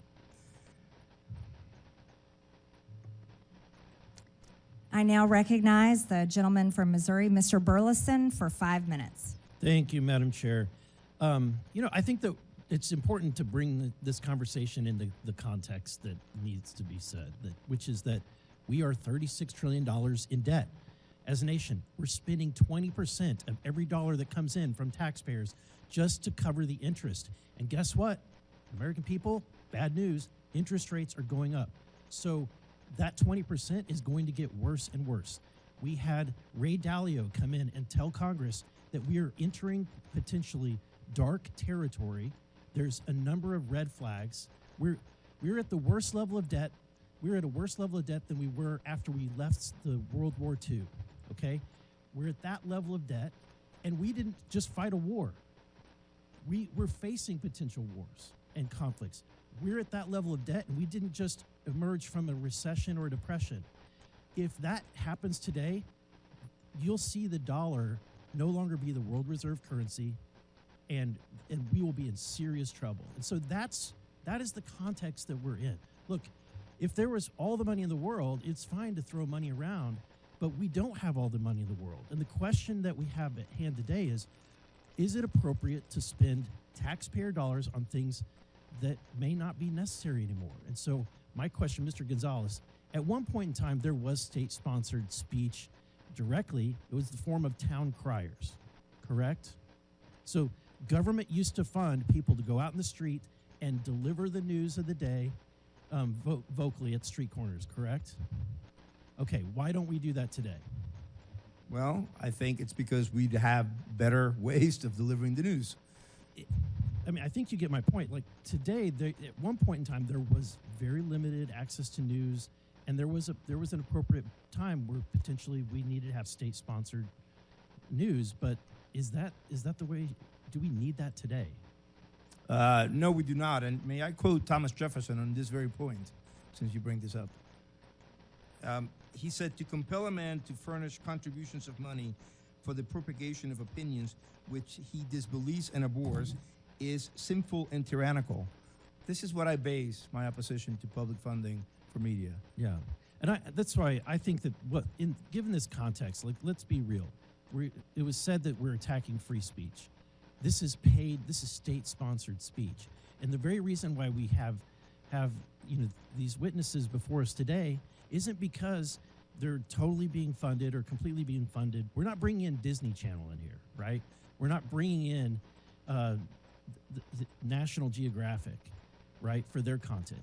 The reason why we're having this conversation is because we are funding you, and because we're funding you, the taxpayers get to have an opportunity to ask, why are we funding some of this content that they might disagree with? Right? Yeah, no, that's completely right. In fact, I think that PBS and NPR, but especially PBS, will thrive on the membership model. They keep saying it's such a small percentage. Well, if it's the public funding, if it's such a small percentage, then no problem. Yeah. So, Ms. Maurer, I'm going to ask a very difficult question, but if you're in my shoes and you have to face the fact, can we fund Social Security or do we spend money on NPR? Which would you choose? Congressman, I would argue that if you had to pick, if you were forced to make a decision, there wasn't enough money to go around, Social Security or NPR? We know how important public media is to our nation's seniors, sir. More important than Social Security. I think the American people would disagree. I think that Ms. Kerger, let me ask this. Would it be more appropriate to fund PBS or to fund veterans' health care? If given limited resources, which is where we're at. I recognize the limited resources, and I feel that both are important for this country. I think what the American people want to know is when they're sending money, their taxpayer dollars, and they're funding things like Independent Lens. And look, I like some of the content on your stations. I love Nova. But you know what? Nova competes with National Geographic and Nature. Why are we funding something that competes with these private sector entities? I like Sesame Street, but I also know that it's competing directly with Handy Manny, Doc McStuffins, and Little Einsteins, right? Those exist, and we're not funding them. They're not here having to defend their content. But because we are funding it, I'm going to ask you, why are we funding an episodes of Real Lens, Independent Lens, about an episode called Real Boy, a trans teen navigates adolescent sobriety and physical emotional ramifications? That's what the American people want to know. Social Security. We're out of time, but our witnesses can answer the questions. Thank you, Madam Chair. That was a documentary that was produced for adults as part of our primetime audience. And it was part of a point of view that we share to try to help people understand the wide breadth of experiences of people across the country. Thank you, Madam Chair. I now recognize the gentlewoman from the District of Columbia, Ms. Norton, for 5 minutes. Thank you, Madam Chair. I would like to thank the witnesses for being here today. I am a strong supporter of public broadcasting, and I am a regular listener and watcher of the public broadcasting stations here in D.C. Public broadcasting is a public good. WETA's DC's local PBS station is proudly home to the world's longest running high school quiz show. For over 60 years, the show, It's Academic, has showcased some of the best and brightest high school students in the capital region. President Reagan once praised It's Academic as, quote, a reminder of the importance of education, end quote. And even Supreme Court Justice Clarence Thomas made a guest appearance. One area student who competed on the show said, quote, it's made me a lot smarter, end quote. And, quote, getting to say that I've been on a TV show is really cool, end quote. It's Academic is just one example of local public media programming that celebrates and lifts up the community. Mr. Ullman, in your experience as head of the Alaska Public Media, why is it important for public media to elevate local voices? Thank you so much for that question. There are stories to be told all over this great nation of ours. And one of the things that I take the utmost pride in is being someone who can provide the strategy and build the resources and build the capacity to ensure that we can capture video about those uniquely Alaskan stories. We can capture audio about those uniquely Alaskan stories. And what we do is we take that opportunity to not only tell those stories for ourselves within our great state, but we also work with our national partners. This local national partnership is essential. Without PBS, without NPR, you wouldn't hear stories, news stories, public affairs stories, community stories from Alaska. You wouldn't see them on the PBS NewsHour. This is vital. It's vital for Alaskans to know that they're connected to their nation and that what we do in Alaska matters to our nation. Thank you again for that question. Ms. Kruger, I would love to hear your bigger picture taker on this. If PBS stations are suddenly taken off the air, what would be lost to communities across the country? I've spent a good part of my time as the president of PBS traveling and visiting our stations across the country because I feel for me to do my job well, I need to understand what the role of our stations are in communities. That means spending time not just with station management, but also with people in the community. So I've been to all 50 states. And the reason that we are here and the reason that we are arguing so passionately for funding, recognizing there are very difficult challenges in our country right now, is that many of our smaller and actually medium-sized stations would not exist without the federal appropriation. And when you look at a station like Cookeville, Tennessee, which serves part of Appalachia, 50% of their budget comes from the federal government. Those are stations that I've seen that have small staffs that do extraordinary work. And those are the stations that I worry would not survive. This would be an existential moment for them. And that's why I think this is so important. The DC area NPR station similarly provides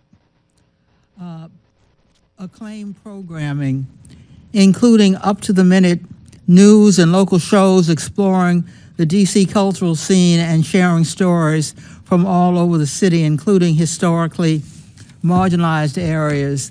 The station also produces award-winning journalism, such as an investigative feature on local families coping with sickle cell disease. Throughout the country, more and more local news outlets are closing each day at a rate of more than 2 per week. This has made public radio reporting all the more important. Ms. Maher, why is it beneficial for journalists to live in the communities they cover? Yeah. We'll let the witness quickly answer, and then we're out of time. Thank you so much, Madam Chair. We find that enabling public radio to continue to be funded allows for us to meet the needs of people who live in news deserts, and having journalists who are from that community means they can prioritize the needs of that community, whether it's sickle cell issues in DC or whether it's the price of sorghum in our agricultural heartland, whether it is thinking about the wildfires that we see across the center and west of our country, or whether it is the impact of storms across the Gulf and southern parts of our country. We recognize local journalists. They speak the language. They recognize the pronunciations of the places that they come from. They come from the community. It is tremendous value to enable that we are for America, from Americans, and all American voices are heard. The gentlelady's time has expired. I now recognize the gentleman from Texas, Mr. Fallon, for 5 minutes. Thank you, Madam Chair. Ms. Maher, do you believe that National Public Radio takes a balanced and fair approach to news, politics, culture, et cetera? Mr. Fallon, thank you for the question. I came into National Public Radio with I apologize. It's just that we have such limited time. Do you believe that to be true? I believe that we have work to do. We always do, in order to improve and to serve all Americans. More accurate than not that you're fair, or you're either fair or you're unfair. So what do you think you are? I believe we wake up every day with a desire to be fair, and it is part of why. You're not claiming that you're fair. You have a desire to be fair. Okay. So you would not describe NPR as objective and nonpartisan? I would. You would, okay. Ms. Karger, same question for you. Would you believe the PBS is fair and objective and nonpartisan? Yes. Okay, thank you. Thank you for the quick answer, too. So I found it interesting that the CBP's recent goal was to promote efforts that ensure fact-based journalism that promotes a symphony of ideological viewpoints. You both agree with that goal? Yes. All right, wonderful. So, Ms. Karger, in 2023, when PBS had a program, Washington Week with the Atlantic, and when President Biden's mental acuity was questioned, one of the reporters claimed the GOP was lying. Another reporter, Jeffrey Goldberg, who's been in the news of late, described Biden as, quote, mentally acute. Were you aware if there were any dissenting opinions on that program that day? I don't know from that day, no. There were not. But fortunately, there was a debate in, I believe, June of 2024, where the American people and the world found out just who was lying. The Democrats, Jeffrey Goldberg, and PBS. Ms. Maher, I'm sure you're aware that Hunter Biden had a laptop. I am, sir, yes. Okay. And there were many stories written about said laptop. Yes, sir. And in 2020, unfortunately, NPR's managing editor for news refused to cover the story, and he branded it a, quote, waste of time, not a real story, and a distraction. And instead, unfortunately, of NPR investigating, they ran a puff piece that led with, experts say attack on Hunter Biden addiction deepens stigma for millions. It's unfortunate that NPR ignored the Hunter Biden laptop story, but y'all did talk quite a bit about the debunked Russia collusion. Do you know how many times NPR interviewed Adam Schiff about Congressman, I would love to say that we actually believe we made a mistake on the Hunter Biden laptop story. And I appreciate that. Thank you. How many times did y'all interview Adam Schiff about the Russia collusion? I'm sorry, I don't have that number. It was 25 times. You know how many times NPR interviewed Chairman of this committee, Oversight Committee, Jamie Comer, about the Biden impeachment inquiry for the Hunter Biden tax evasion and illicit business dealings of the Biden family? I'm sorry, sir, I don't know. I believe that's 0, so it's 25-0. Ms. Kerger, you're aware there's a political spectrum. It goes all the way from the far right to the far left and everywhere in between. Would it trouble you to hear that for 6 months, there was an analysis done on PBS's NewsHour from June to November of 2023, where they found that far right that term was used 162 times, and far left was only used 6 times. Do you find that troubling? I don't know the study that you're referring to, and I'd be very interested in seeing it and understanding how they came up with those numbers. Media Research Center did a 6-month analysis, and it's not how do you find it. You either say far right or it's terms. Yeah. They use the term far right 162 times, far left 6 times. That's a 96 to 4% skew. You're also aware that you covered the GOP and Democratic National Conventions in 2024? Yes, we did. Okay. Interestingly, 72% of the coverage of the GOP convention was negative, 88% of the Democratic convention was positive. Shouldn't be surprising when you have anchors like Amna Noat, who described the Republican rhetoric as, quote, outright racism and, quote, echoing white supremacy. Ms. Mayor, NPR, you believe your reporters are fair? You said they're fair and they're working at it. I believe that they work to be every day, sir. They're non-biased. And yet, you have the voter registration issue. I mean, we're all human beings. We're all going to see through the world through a certain lens. And are you aware of any Republicans, any registered Republicans in your newsroom? I couldn't say registered, but I know we have conservatives in our newsroom, yes. Okay, so the recent registration, when it was looked at, 87 Democrats and 0 Republicans registered. I found that very concerning, Yeah, sir. I would. Not even 40 to 30 or 50 to 20, 87 to 0. But it shouldn't be surprising when their own CEO says things like, I'm so done with late-stage capitalism, or calls the President of the United States a deranged racist sociopath, or that America's addicted to white supremacy. So billions have gone into both of your coffers over the last several decades. And I understand why Democrats on this committee are going to viciously and vehemently defend you all, because you become a propaganda wing of the Democratic Party. 67% of your viewers and listeners identify as Democrat, with only 12% conservative, and you become a sandbox for leftist propagandists to frolic on taxpayer dime and no more. And when you said in the beginning you're going to promote a symphony of ideological viewpoints, yeah, you do. If you're left-leaning, far left, or remarkably Marxist, I yield back. Thank you. Thank you, Mr. Fallon. I now recognize a gentleman from Texas, Mr. Gill. Thank you, Chairwoman Green, and I apologize. I'm getting over a cold, so I'm losing my voice here. Ms. Marr, I want to start with you. Just generally, would you say you generally agree or disagree with the following statement? The history of all hitherto existing society is the history of class struggles? I would not say I agree with that, sir. You're not. That's good to hear. It's interesting because a lot of your thinking, as expressed by your public statements, is deeply infused with economic and cultural Marxism. Do you believe that America is addicted to white supremacy? I believe that I tweeted that, and as I've said earlier, I believe much of my thinking has evolved over the last half-decade. It has evolved. Why did you tweet that? I don't recall the exact context, sir, so I wouldn't be able to say. Okay. Do you believe that America believes in black plunder and white democracy? I don't believe that, sir. You tweeted that in reference to a book you were reading at the time, apparently, The Case for Reparations. I don't think I've ever read that book, sir. You tweeted about it.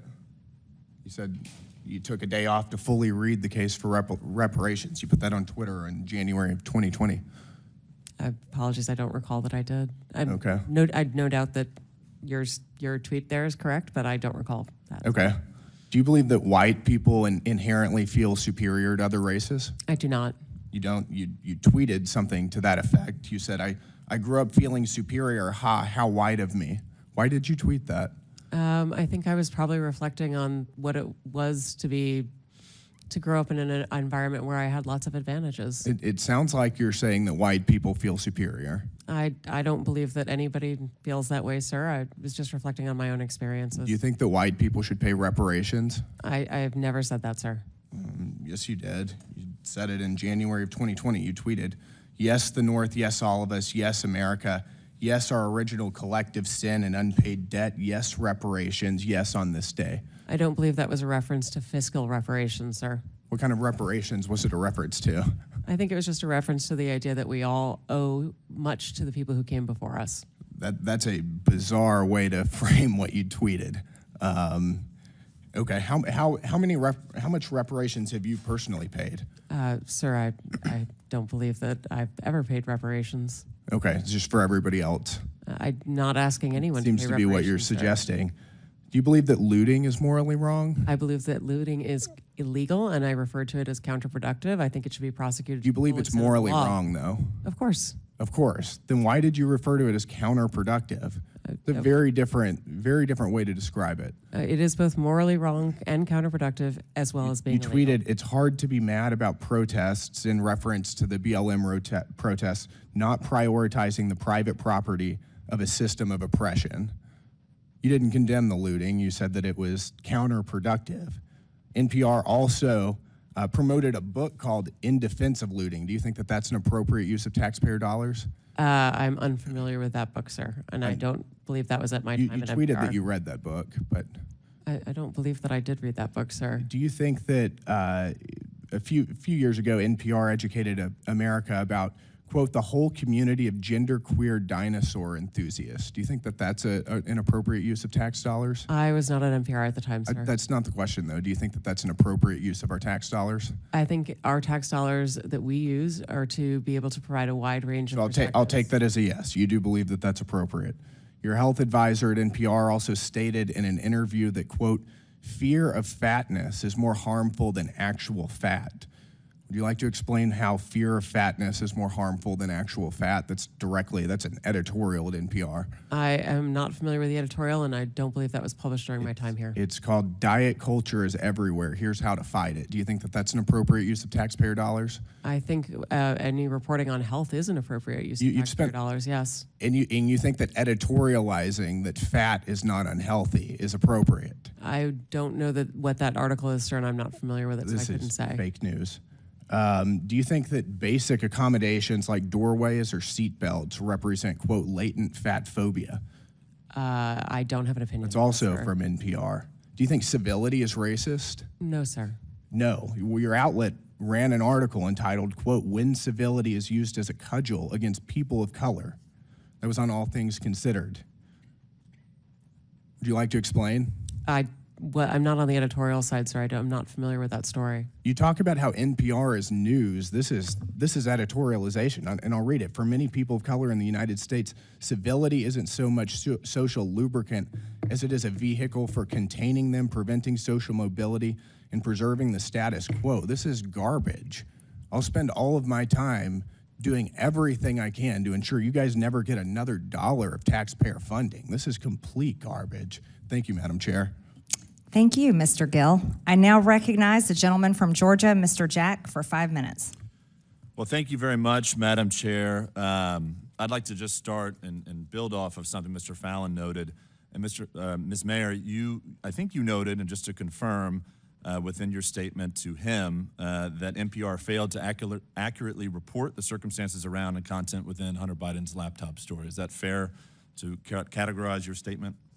Our current editorial leadership believes that we made a mistake not reporting the story and more reporting it earlier, yes. And I recognize you weren't there at the time, but what institutes and control, what have you done to ensure that never happens again? A number of things, sir, and thank you for the opportunity to speak to them. We have hired an additional editor core, which we refer to as our editorial review, to make sure that all stories before they go out are comprehensive and well-reviewed. We've instituted a monthly review to ensure that the most challenging stories of every month, we go back and we look at what we may have missed in order to not miss issues again and change processes and policies to be able to have more robust conversation and to ensure all areas and all views are considered. We have hired analysts to be able to count the number of stories that we're running on any particular issue, including whose voices are represented. We've moved from bringing pundits on air to trying to bring direct policymakers on air so that we can ask questions of policymakers rather than hearing through other people's perspectives. Those are just a few of the things we've done so far. I've got a couple others if you have time. Thank you, and you can submit those for the record. Would you suggest then that the failure to accurately report those circumstances and the content around that story, would you suggest today, as I feel and many others feel, that impacted the 2020 election? I could not say, sir. I don't know. Well, I ask because you have a broad viewership, broad listenership, and I'm just curious if it is so broad and it is so necessary for us to continue to give taxpayer funds as you all submit to me to misaccurately report something that's incredibly important around a 2020 election is very concerning. So welcome another thought from you there. I believe that we made a mistake, as I said, and I believe that we have taken that to heart and are focused on how do we report effectively and in a timely fashion on all the issues that matter to all Americans. I hear your concern, sir, and I want you to know that we are truly working on this. I'd like to spend the rest of my time talking about funding, and I know that some of my colleagues talked about it a little bit today, but could you walk us through the amount of money that NPR receives from CPB annually? Yes, sure, sir. We receive $11.2 million this past year, the majority of which goes to the public radio satellite system, which we operate on behalf of the entire public radio network. We also received a smaller amount of funding in the course of the past year that went to help us hire those additional editors and analysts in order to be able to beef up that editorial review.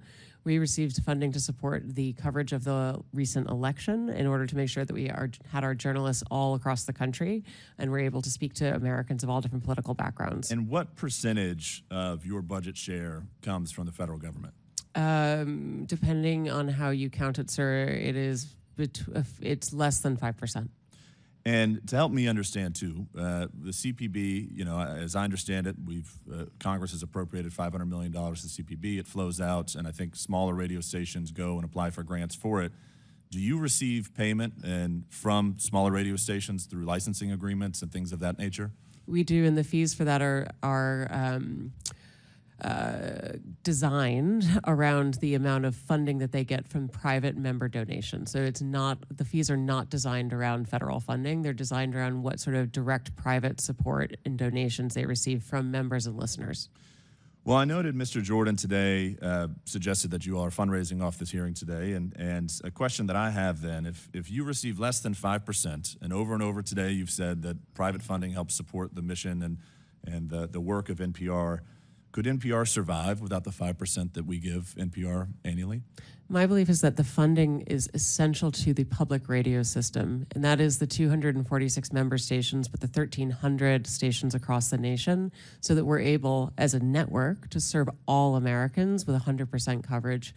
If federal funding for our network goes away, it means that people in rural parts of America, places where they can't afford to make private donations to support their local journalism, those will be harmed. But, sir, if I may, the bigger harm as well, or the additional harm, is that Americans in places that are affluent or do have many media choices will not be able to hear from their fellow Americans that are often underheard.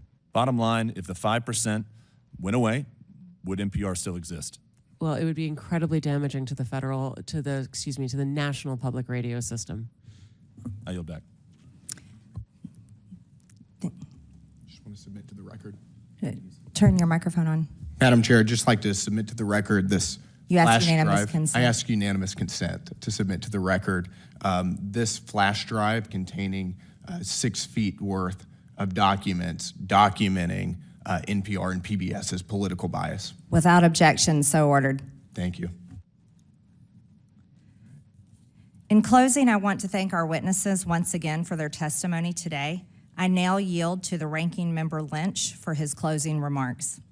Thank you, Madam Chair. Thank you for having this hearing. I want to thank the witnesses for your willingness to testify. In closing, I want to follow up on Mr. Connor's point. I'd point out to my colleagues that there are some government functions that are not merely transactions. There are some undertakings that we as a country engage in which are not necessarily justified by cash on the barrel at the point of purchase. Everything is not a transaction. It's not like selling a car, although that's exactly what the president was doing on the lawn of the White House the other day. Sometimes a government program is a long-term investment. I think that applies to to public broadcasting. Like when you use public television to teach kids their numbers and their alphabet, because in some households, that might be the only source of instruction available. More often, it could be an exercise in trust, because a lot of our parents out there, 88% of parents said they trusted PBS Kids. Or when you have a documentary given by a historian like Ken Burns, and he does research and drills down on the letters and firsthand correspondence of Civil War veterans and families north and south, and gives us the hard facts of the Civil War. Hopefully, we are teaching, or at least reminding people of the wrongfulness of slavery and the consequences of us from a system of bondage and the horrific price that was paid and perhaps is still being paid. Everything is not a transaction. But I do believe that some people see it that way. I think President Trump and Elon Musk see life often as a series of transactions. Much of the support we provide to seniors is not a profitable transaction because they're older and vulnerable. But they have paid for their fair share into Social Security. That's why FDR designed it that way. Some people just wanted the government to promise to pay a pension, but FDR knew that if he had Americans pay into that system, that their sense of fairness would cause them to defend that pension. And so they would fight like hell to get what they had coming. It sounds like we might have to test that theory if Elon Musk and Howard Lutnick have their way. Another thing we do that is not necessarily profitable in a financial sense is that we care for our veterans. It's a promise we made to our sons and daughters in uniform, and it's the right thing to do. And veterans care and veteran benefits are special because those benefits are owed to every veteran who lies in a hospital bed in every VA hospital across the country, because those benefits are for courageous service previously and honorably rendered to our country. And so now it's the time for America and Congress to fulfill their obligation as promised. That's not a transaction. But because of that cost, the Trump administration VA has announced 80,000 layoffs at the VA. Trump and Vance also see support for Ukraine as a transaction, even though they've been invaded by Russia and are fighting for their lives and their freedom. As we saw a couple of weeks ago, for President Trump and Mr. Vance, it was a power transaction. And as the president insisted, Zelensky had no cards to play. And as Vance pointed out, he refused to sufficiently bend the knee, and he didn't dress up. These examples point out the nature of the presidency. Throughout our history, the president has never been viewed as the huckster-in-chief. Instead, our most successful presidents have occupied a position of what could be seen as moral leadership, which might cause some to conclude that America is bankrupt right now. But I have hope in the genius of our Constitution, that the checks and balances of our government framework might once again compensate for that shortcoming in the White House. It could be that Congress might provide that balance, or it may be the judicial branch that steps into the breach, or it might require the ultimate source of power in our system, the people themselves, to demand that we fulfill our obligations to all those most vulnerable in our country: wounded veterans, seniors, children, and the poor, to whom so much is owed. Madam Chair, I appreciate the opportunity here to address this issue. I would have preferred that we were talking about the security breach that occurred recently, but perhaps that will be for another day. But I thank you for your courtesy, and I yield back. I now recognize myself for closing remarks. The United States is $36 trillion in debt. In fiscal year 2024, the government spent over $1.8 trillion more than it took in. And in fiscal year 2025, the interest on our debt is expected to exceed $1 trillion. As we continue investigating waste, fraud, and abuse, and we can look no further than the Corporation for Public Broadcasting, the LGBTQ indoctrination of our children, the systematic racism narrative, and the support for censorship being pushed by the heads of NPR and PBS are just several of the many abuses of taxpayer dollars. And if you are one of the select few who might support such content, you can personally support and fund it with your own money through private donations, because the reality is the United States of America is broke and can't afford it. And after all, PBS and NPR are already fundraising off of this committee hearing. The American people are closely following along today in this long-awaited hearing to hear the case for why Americans' hard-earned tax dollars should continue for public broadcasting. I think from what we have heard here today, the American people will not continue to allow such propaganda to be funded through the federal government with their hard-earned tax dollars. The Corporation for Public Broadcasting that we give over $500 million to no longer serves the public. It serves a narrow audience of wealthy, liberal elites who are out of touch with everyday Americans. Not only have the times changed and the American people who once needed these outlets can now access the news anywhere at any time, but the content that is being put out through these state-sponsored outlets is so radical, it is brainwashing the American people and, more significantly, American children with un-American, anti-family, pro-crime fake news. The American people do not support their taxpayer dollars going to NPR articles like, "How is sex determined? Scientists say it's complicated," which discusses how biological sex is not limited to male or female. Or another article about how stories on crime are rife with misinformation and racism. Or about how birds and trees are racist. Over a 7-month period, the Media Research Center discovered the PBS NewsHour gave over 90% of the airtime to the left on gender ideology stories, 90%. As mentioned earlier, PBS was the outlet that featured the child predator drag queen on the education show for kids ages 3 to 8 years old. And to clarify the record, because our witness, Ms. Kerger, lied under oath and said it wasn't featured on PBS, this show was aired on PBS on April 1st, 2021, and we will take a look at this video right now. We're using a TV today because our audio system is having problems. Let's go ahead and watch this video.